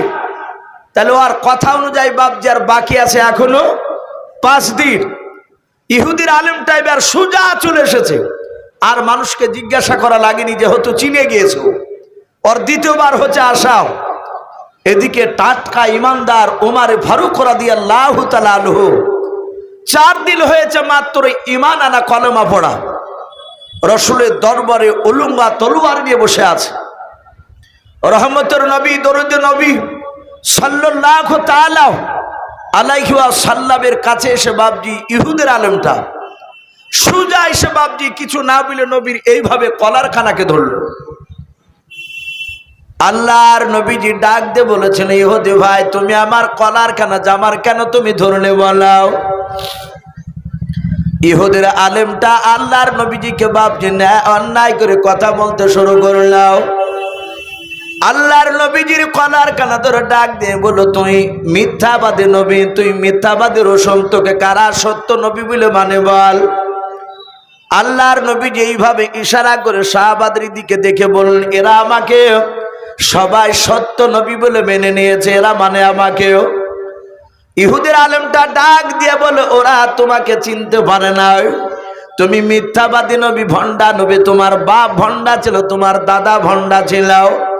এইভাবে আল্লাহ রসুলকে বাপজি অন্যায় করে বাপজি ছোট বড় কথা বলতে লাগলে, এমনকি গালি গালাজ পর্যন্ত দিতে লাগলো। ইহুদির আলেমের কথা শুনে আল্লাহর নবী বলেন, ওগো ইহুদি ভাই তুমি আমাকে কেন কলা ধরে এত বড় অন্যায় করে কথা বলছো, কেন গালি দিছো তুমি বলাও?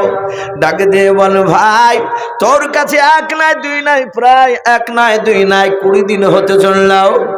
আমি তোর কাছে 4 বার আজকে নিয়ে আসা হলাও, তুই 4 বার অস্বীকার করেছিস, আমার টাকা নিশিনে বলেছিস, ও তাই তোকে আমি মিথ্যাবাদী বলছি, ভণ্ডা নবী বলছে, তুই সত্য নবী নয়। আল্লাহ রসুল ডাক দিয়ে বলেছিলেন, ওরে আমার ইহুদি ভাই তোমার গণনার মধ্যে ভুল রয়েছে, তোমার 15 দিন পার হয় নাই, 20 দিন হতে চললো নাও। আজকে তোমার দ্বিতীয়বার আমার কাছে আসলা, তুমি দাবি করেছো 4 বার। শুনে নাও ভাই, তোমার আজ 10 দিন হতে চলো, এখনো 10 দিন পার হয় নাই। তুমি যে 5 টাকা আমাকে দিয়েছো, আমি তো অস্বীকার করি নাই। তুমি 20 কেজি খেজুর নিতে চেয়েছো, আমি খেজুরটা কিনে রেখেছি, কিন্তু খেজুরটা এখনো নিয়ে আসে নাই, যেহেতু সময় এখনো বাকি আছে। আল্লাহর নবী জনাব মুহাম্মদ রাসূলুল্লাহ সাল্লাল্লাহু তাআলা আলাইহি ওয়াসাল্লামের এভাবে হাতখানা ধরে বাবনি ইহুদের আলমটাও আল্লাহর নবীকে গালিগালাজ বাবনি করতেছিল। ওখানে 4 দিনকার টাটকা ইমানদার সাহাবা ওমর উনি দাঁড়িয়ে দাঁড়িয়ে দেখলেন, আল্লাহ তোমার বান্দা ওমর এখনো তো জিন্দা আছে, মরে নাই। ওমর জিন্দা থাকা অবস্থায় বিমান ইহুদির সন্তান এসে আমার নবীজিকে গালিগালাজ করবে, ওমর বেঁচে থাকতে সহ্য করবে না। ওমর রাগ সামলাতে না পেরে বাবা ওমরের হাতে তলোয়ারের উল্টো ফেলে দিয়া ওই ইহুদির আলেমটার ডান হাতে তলোয়ার খানা জোরে বাবজি আঘাত করে দিয়ে বলেছে, বেঈমান হাত নামাও। এই বেঈমান তুই তাড়াতাড়ি হাত নামাও। হাত নামা বলে বাবজি তলোয়ারের উল্টো পিড়ি দিয়ে আঘাত করে নিয়েছে। ও বাবজি ভাইয়েরাও, আমি বললাম কিছু আগে ওমরের 2 বাহুতে 50টা যুবকের শক্তি আল্লাহ একা দান করেছিলেন। ওই ওমরের আঘাত ইহুদের হাতে লেগেছে, কলার থেকে বাবজি হাতটা ছুটে গিয়েছে। হাতটা ছুটে যাওয়ার পর ইহুদের হাতে লাগা জায়গাটায় বাবা হাত ইহুদি এভাবে ধরলাও, নিজের হাতটা ধরে নিয়ে বুকের কাছে বাবজি জোরে ধরেছে। জোরে ধরার পর আল্লাহর নবীর চেহারার দিকে ইহুদি তাকে থেকে দেখতেছে। ইহুদের 2 চোখের কোনা দিয়ে বাবজি পানি ঝরতেছে, আঘাত লেগেছে ওমরের তলোয়ারের আঘাত। ইহুদি মনে মনে চিন্তা করেছে, আল্লাহ তোমার আখিরি জামান রাসূলকে আমি ইমতিহান নিতে এসেছি, আমি পরীক্ষা নিতে এসেছি। ওগো মাওলা, তোমার নবীজির উম্মত ওমর আমাকে আঘাত করেছে, দেখে তোমার নবীজি ওমরের বিচার করে কিনা। যদি ওমরের যদি বিচার না করে তাহলে আমি জানবো তোমার রাসূল পয়গম্বর, তিনি আখিরি জামানার পয়গম্বর নয়। আল্লাহ রাসূল ইহুদির চেহারার দিকে চেয়ে বুঝতে পেরেছে ইহুদি আঘাত পেয়েছে। আল্লাহর রাসূল ডাক দিয়ে বলেন, ওমর। ওমর তলোয়ারটা মেরে দিয়ে আল্লাহর নবীজিকে ডাক দিয়ে বলো, হুজুর আপনি হুকুম দিয়ে দেন, এই বেঈমান ইহুদিকার পৃথিবীর মুখে বেঁচে রাখবো না, একে জবাই করে দিয়ে জাহান্নামের দরজায় একে পাঠিয়ে দেব। আল্লাহর রাসূল বলেন, ওমর উত্তেজিত হয়ে না, ওমর বসে যাও। ওমর ডাক দিয়ে বলো, হুজুর এত বড় কোলে যাও নবী গো, আমি ঈমান আনার পর দেখলাম আর 4 দিন হতে শুনলাম আপনার জীবনে অন্যায় কাজ আপনি করতে পারেন না, বলুন সুবহানাল্লাহ। ওগো নবীজি, এটা আমার অগাধ বিশ্বাস, কিন্তু ইহুদি বারবার বলছে না তুমি মিথ্যাবাদী। ও নবীজি, আপনি বলেছেন আমি মিথ্যাবাদী নয়। নবী তাই সহ্য করতে না পেরে তলোয়ারের আঘাত করে দিয়েছে। নবী হুকুম দিয়া দেন, একেবার জবাই করে পাঠিয়ে দিয়ে জাহান্নামে। আল্লাহর নবী বলেন, ওমর তুমি বসে যাও। ওমর সাথে হাতে বাবজি নবীর কথা শুনে ওমর তলোয়ার নিয়ে বসে মরলাও। আল্লাহর নবী যে ডাক দিয়ে বলেন, ওমর রে, ইহুদি তোমার কলার ধরেছিল না আমার কলার ধরেছিল বলা। হযরত ওমর বিশ্ব নবীর কথা শুনে উত্তর দিয়ে বলেন, নবী গো, আমার কলার ধরে নাই, আপনার কলার ধরেছিল। আল্লাহর দরুদে নবী ডাক দিয়ে বলেন, ওমর তাহলে আমি কি তোমাকে মারতে হুকুম করেছিলাম? ইহুদিকে মারলাও। আল্লাহর নবীর সাহাবা ওমর বলে, হুজুর না, আপনি হুকুম দেন নাই, কিন্তু আমি সহ্য করতে পারি নাই, আপনাকে অপমান করবে, ওমর বেঁচে থাকা পর্যন্ত সহ্য করতে পারবে না। আল্লাহর নবী বলেন, ওমর তুমি অন্যায় করেছ। এই ওমর, আমি আখিরি জামানার পয়গম্বর মুহাম্মদ রাসূলুল্লাহ সাল্লাল্লাহু তাআলা আলাইহি ওয়াসাল্লাম, আমি তোমাকে হুকুম করেছি ওমর, তুমি এখন ইহুদের হাত ওখানা ধরে তুমি ক্ষমা চেয়ে নাও। হযরত ওমর একেবারে নরম হয়ে গিয়েছে। ওমর সঙ্গে সঙ্গে বাবজি রাসূলের কথা শোনার পর ইহুদির হাত ওখানা জোড়ে ধরলো। জোড়ে ধরার পর ওমর ডাক দিয়ে বলছে, ইহুদি ভাই, ওমর বাতিলের কাছে মাথা নত করা বান্দা নয়, কিন্তু পরিস্থিতি আলাদা হয়ে গিয়েছে। নবীজি ক্ষমা চাইতে বলেছে, তাই আমি তোমার হাত দুখানা ধরে আমি তোমার কাছে ক্ষমা চাইতেছি। রাসূল যদি বলতো ওমর ওকে কাঁধে করে নিয়ে বাড়াও, যত দূর নিয়ে যেতে বলতো আমি তত দূর নিয়ে যেতাম। হে ইহুদি ভাই, তুমি আমাকে ক্ষমা করে দাও। রহমতের নবী ওমরকে দেখলেন যে ক্ষমা চেয়ে নিল। বিশ্ব নবী রহমতের নবী বললেন, ওগে ইহুদি ভাই, আমিও ওমরের হয়ে আমি আবার তোমার কাছে ক্ষমা চাই। আমার বিনা হুকুমে তোমাকে আঘাত করেছিল, তুমি কষ্ট পেয়েছো, তুমি আঘাত পেয়েছো। আল্লাহর নবী বলেন, ওরে আমার উসমান গনি জামাই, কোথায় আছো? তুমি দাঁড়িয়ে যাও। মসজিদই ছিলেন, উনি দাঁড়িয়ে বললেন, ইয়া রাসূলুল্লাহ, হাবিবাল্লাহ, আপনি বলো। আপনারা সকলেই জানেন উসমান গনিকে গনি বলা হতে কারণে উনি মালদার ছিলেন, নবীজির জামাই। যে উসমান গনি রাদিয়াল্লাহু তাআলা আনহুকে নবী জুন নুরাইন বলতেন, দুই নূরের অধিকারী। আল্লাহর দুটো মেয়ের সঙ্গে বাবজি উসমান গনি রাদিয়াল্লাহু তাআলা আনহুর বিয়ে হয়েছিল। ভুল বুঝবেন না, নবীর দুটো মেয়ের সাথে বিয়ে হয়েছিল, কিন্তু দুই মেয়ে একসঙ্গে জিন্দা অবস্থা বিয়ে হয়নি। আল্লাহ রসুলের বিটির সঙ্গে প্রথমে বিয়ে হয় উসমান গনির। আল্লাহ রসুলের সেই উসমান গনির স্ত্রী নবীর বিটি ইন্তেকাল করলে নবী উসমান গনির চরিত্র দেখে আর থাকতে পারলেন না। দেখলেন এত সুন্দর জামাই, নবীর আর একটা মেয়ের সাথে বিয়ে দিয়ে দিলেন। এই জন্য ওসমান গনিকে বাবজি জুন নুরাইন বলা হয়, দুই নূরের অধিকারী বলা হয় উসমান গনিকে। উনি খুব দামি ছিলেন। এটাও এসেছে উসমান গনিকে দেখে, যেখানে জিবরিল আলাইহিস সালাম তিনি আসতেন, ওসমান গনি থাকলে আমার বিশ্ব নবীর দরবারে জিবরিল আলাইহিস সালাম তিনি আসতে কেড়ে লজ্জা লজ্জা ভাব করে কথা বলতেন। নবী বলতেন, ওগো আমার আলী, ওগো আমার জিবরিল, তুমি এত লাজুক অবস্থায় কথা বলছো কেন? ডাক দিয়ে বলতেন, রাসূলুল্লাহ, আপনার দামি জামাই হযরত উসমান গনি এই মাহফিলে বসে আছে, বলুন আলহামদুলিল্লাহ। এত সম্মান দিতে সেই উসমান গনিকে নবী বলেন, উসমান গনি, তোমার বাগান থেকে তুমি 25 কেজি খেজুর নিয়ে এসো। উসমান গনি দৌড়ে নিয়ে আসলে নবী বলেন, 20 কেজি একদিকে করো, 5 কেজি আর একদিকে করো। 20 কেজি আলাদা করা হলো। নবী ইহুদিকে বলছেন, ভাই নাও, তোমার এই খেজুরটা 5 টাকার বিনিময়ে যে তুমি আমাকে কিনতে বলেছিলে, নাও 20 কেজি নাও। তারপরে বাবজি আরো 5 কেজি স্টার বেশি দিছে, বলে 5 কেজি আরো নাও।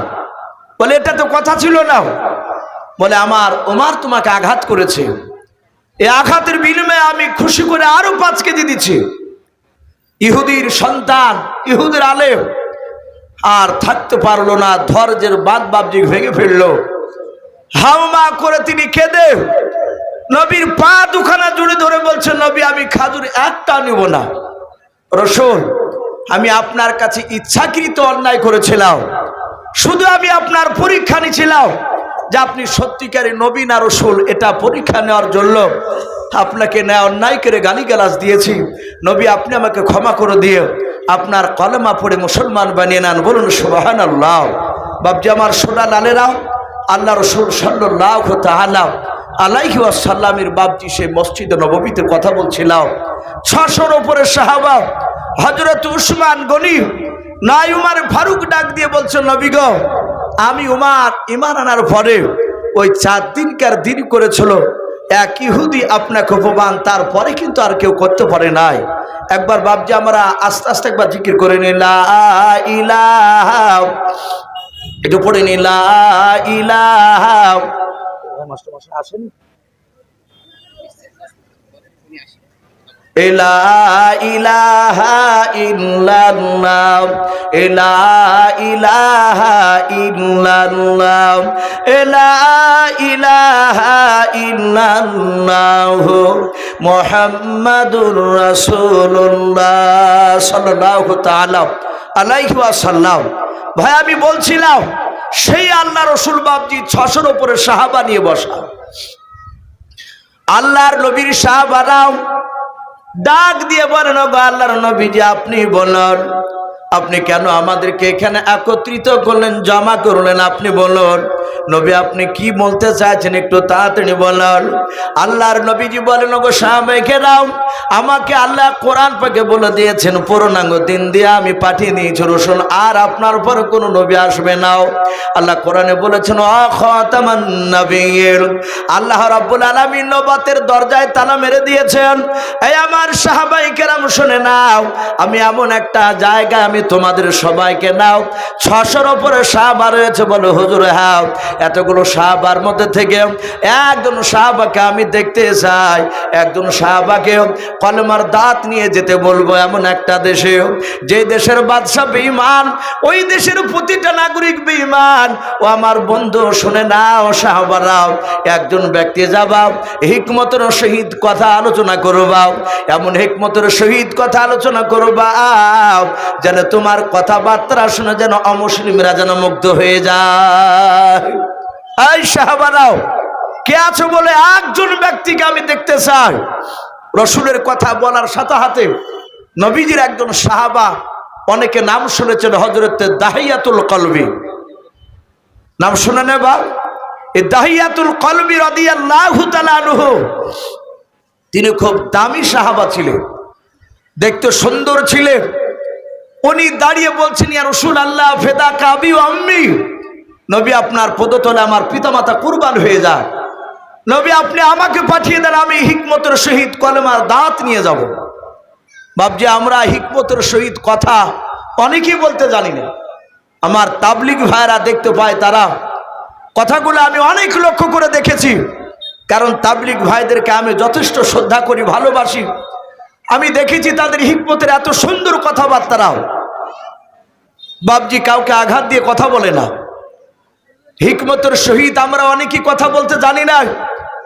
দেখবেন বাপজি একটা যুবক যদি নামাজ পড়তে যায়, দেখা যায় অনেক যুবকরা বাপজি মসজিদে 3 মাস 4 মাস করে নামাজ পড়ে, আবার দেখা যায় বাপজি হঠাৎ করে যুবকটা নামাজ পড়তে আসে না। এরকম হয় কি হয় না বাপ, একটু কথা বলে? অনেক জায়গায় হয়। তা আমরা কি করি, যুবকটাকে বাপজি যদি দেখতে না পাই যে তো আসেনি নামাজ পড়তে, তা আমরা ওই যুবকটাকে কেউ দেখা হলে বলে, এই তোর বাপ নামাজ পড়ে না, তুই নামাজ পড়তে পারিস? ওই যে হয়তো 2 মাস 3 মাস গিয়েছে, অমনি গিয়ে বাপজি তাকে এমন ভাবে বাপজি মেজাজ নিয়ে কথা বলছে। মুসল্লি, কিছু মুসল্লি এরকম বলে যে তোর বাপই তো নামাজ পড়ে না, তুই নামাজ পড়বি না, বাদ দিয়ে দিবি, তা তোর 1-2 মাস নামাজ পড়ে দেখে আমি বুঝতে পেরেছিলাম। ছেলেটা আরো রেগে যায়। ওখানে যদি ওই কথাটা না বলে বাপজি যদি বলা হয় যে বাবা তুমি মসজিদে নামাজ পড়তে 3 মাস গিয়েছিলে, মসজিদের কাতার ভালো লাগছিল, মসজিদটা মানা ছিল, বাবা তুমি প্রায় মাসখানেক থেকে যাও না, তো মসজিদটাকে ভালো লাগে না, মসজিদ ফাঁকা ফাঁকা মনে হয়। তখন ছেলেটা দেখবে যে কোনো একটা অজুহাত দেখাবে, হয় শারীরিক অবস্থা খারাপ, নাহলে বলবে যে হুজুর আমি ছিলাম না বাড়িতে। এটা হচ্ছে হিকমতের সহিত কথাও। 4-5টা মুসল্লি যদি ওরকম কথা বলে, তো দেখবেন ওই লোকটা আর না গিয়ে থাকতে পারবে না। বলুন আলহামদুলিল্লাহ। সম্মানিত ভাইরা আমার, বাবা জীবনেরা, আল্লাহ রসুল বলেন, এই দাহিয়াতুল কলবি, তুমি সেই বাদশার কাছে হিকমতের সহিত তুমি কথা আলোচনা করবা। বলেন হুজুর আমি রাজি আছি, বলুন কোথায়, কোন বাদশার কাছে? আল্লাহর রসুল বললেন, বাদশাটার নাম হচ্ছে হেরাক্লিয়াস। বুখারী শরীফে বাপজি তার নাম কয়েকবার এসেছে। বাদশাটার বাড়ি হচ্ছে রোম দেশে, রোম দেশের সম্রাট। নবীজি বললেন সেই বাদশা অত্যন্ত বুদ্ধিজীবী, সে বেঈমান হলো, তার বুদ্ধি রয়েছে। শুনে নাও, তার কাছে মিথ্যা কথা যেই বলতে যায় সে ধরা পড়ে যায়। সে বেঈমান বাদশা হলো, মিথ্যা কথা বলতে গিয়ে ধরতে পারলে তার বিচার সেখানে করা হয় মৃত্যুদণ্ড, তাকে জবাই করে দেওয়া হয়। দাহিয়াতুল কলবি বলছেন, হুজুর চিন্তা করবেন না, আপনি চিঠি লিখে দেন। আমরা জানি বিশ্ব নবী নিজ হাতে বাপজি লিখতেন না। নবী পৃথিবীর কোন মানুষের কাছে বাপজি লেখাপড়া করেনি। কথা সত্য না মিথ্যা ভাবে একটু বলুন? নবী লেখাপড়া করেননি। নবীজি লেখাপড়া করেনি বলে বিশ্ব নবীকে মূর্খ জাহেল আনপাড়, এইসব শব্দগুলো বাবজি নবীর সামনে বলা যাবে না। আল্লাহ রসুল লেখাপড়া না জানলো, নবীর মতো জ্ঞানী মানুষ, আর পৃথিবীতে বাবজি আজও জন্মায়নি, আগামীতে জন্মাবেও না। বলুন আলহামদুলিল্লাহ। আল্লাহ রসুলের প্রতিটা কথাও নবী যে বাবজি আপনার এক নয় দুই নয়, ঈমান আনার পরে বিশ্ব নবী যে 23 বছর কলেমার দাওয়াত দিয়েছে, প্রতিটা নবীর কথা বিজ্ঞানসম্মত। জোরে বলুন সুবহানাল্লাহ। বাবজি আমার সোনা লালেরাও, তো যাই হোক, আমি বাবজি আলোচনা করছিলাম আমার বন্ধুবর হযরত মাওলানা আজিজুল হক সাহেব আসা পর্যন্ত। মাস্টারমশাই যে জালসার বাবজি আর সভাপতি জায়গা বসে আছেন, আপনাদের দেশের বাবজি একজন রত্ন, উনি একজন স্কুলের বাবজি, জেনারেল মাস্টার হওয়ার পরও আমি দেখেছি মাস্টারমশাই তিনি আলেম ওলামাকে ভালোবাসেন এবং তাবলিগ জামাতে গিয়ে বিভিন্ন জায়গায় তিনি বক্তব্য রাখেন। আমার বাড়ি ঘাসিপুর, উনি আমার গ্রামের মসজিদও গিয়েছিলেন। ঘাসিপুরে কয়েকবার তিনি বক্তব্য, প্রায় মানুষ বলে যে ওনার বক্তব্য খুব সুন্দর। উনি বলছিলেন, ভাই আজিজুল সাহেব আসা পর্যন্ত আপনি একটু আলোচনা করুন। তো যাই হোক ভাই,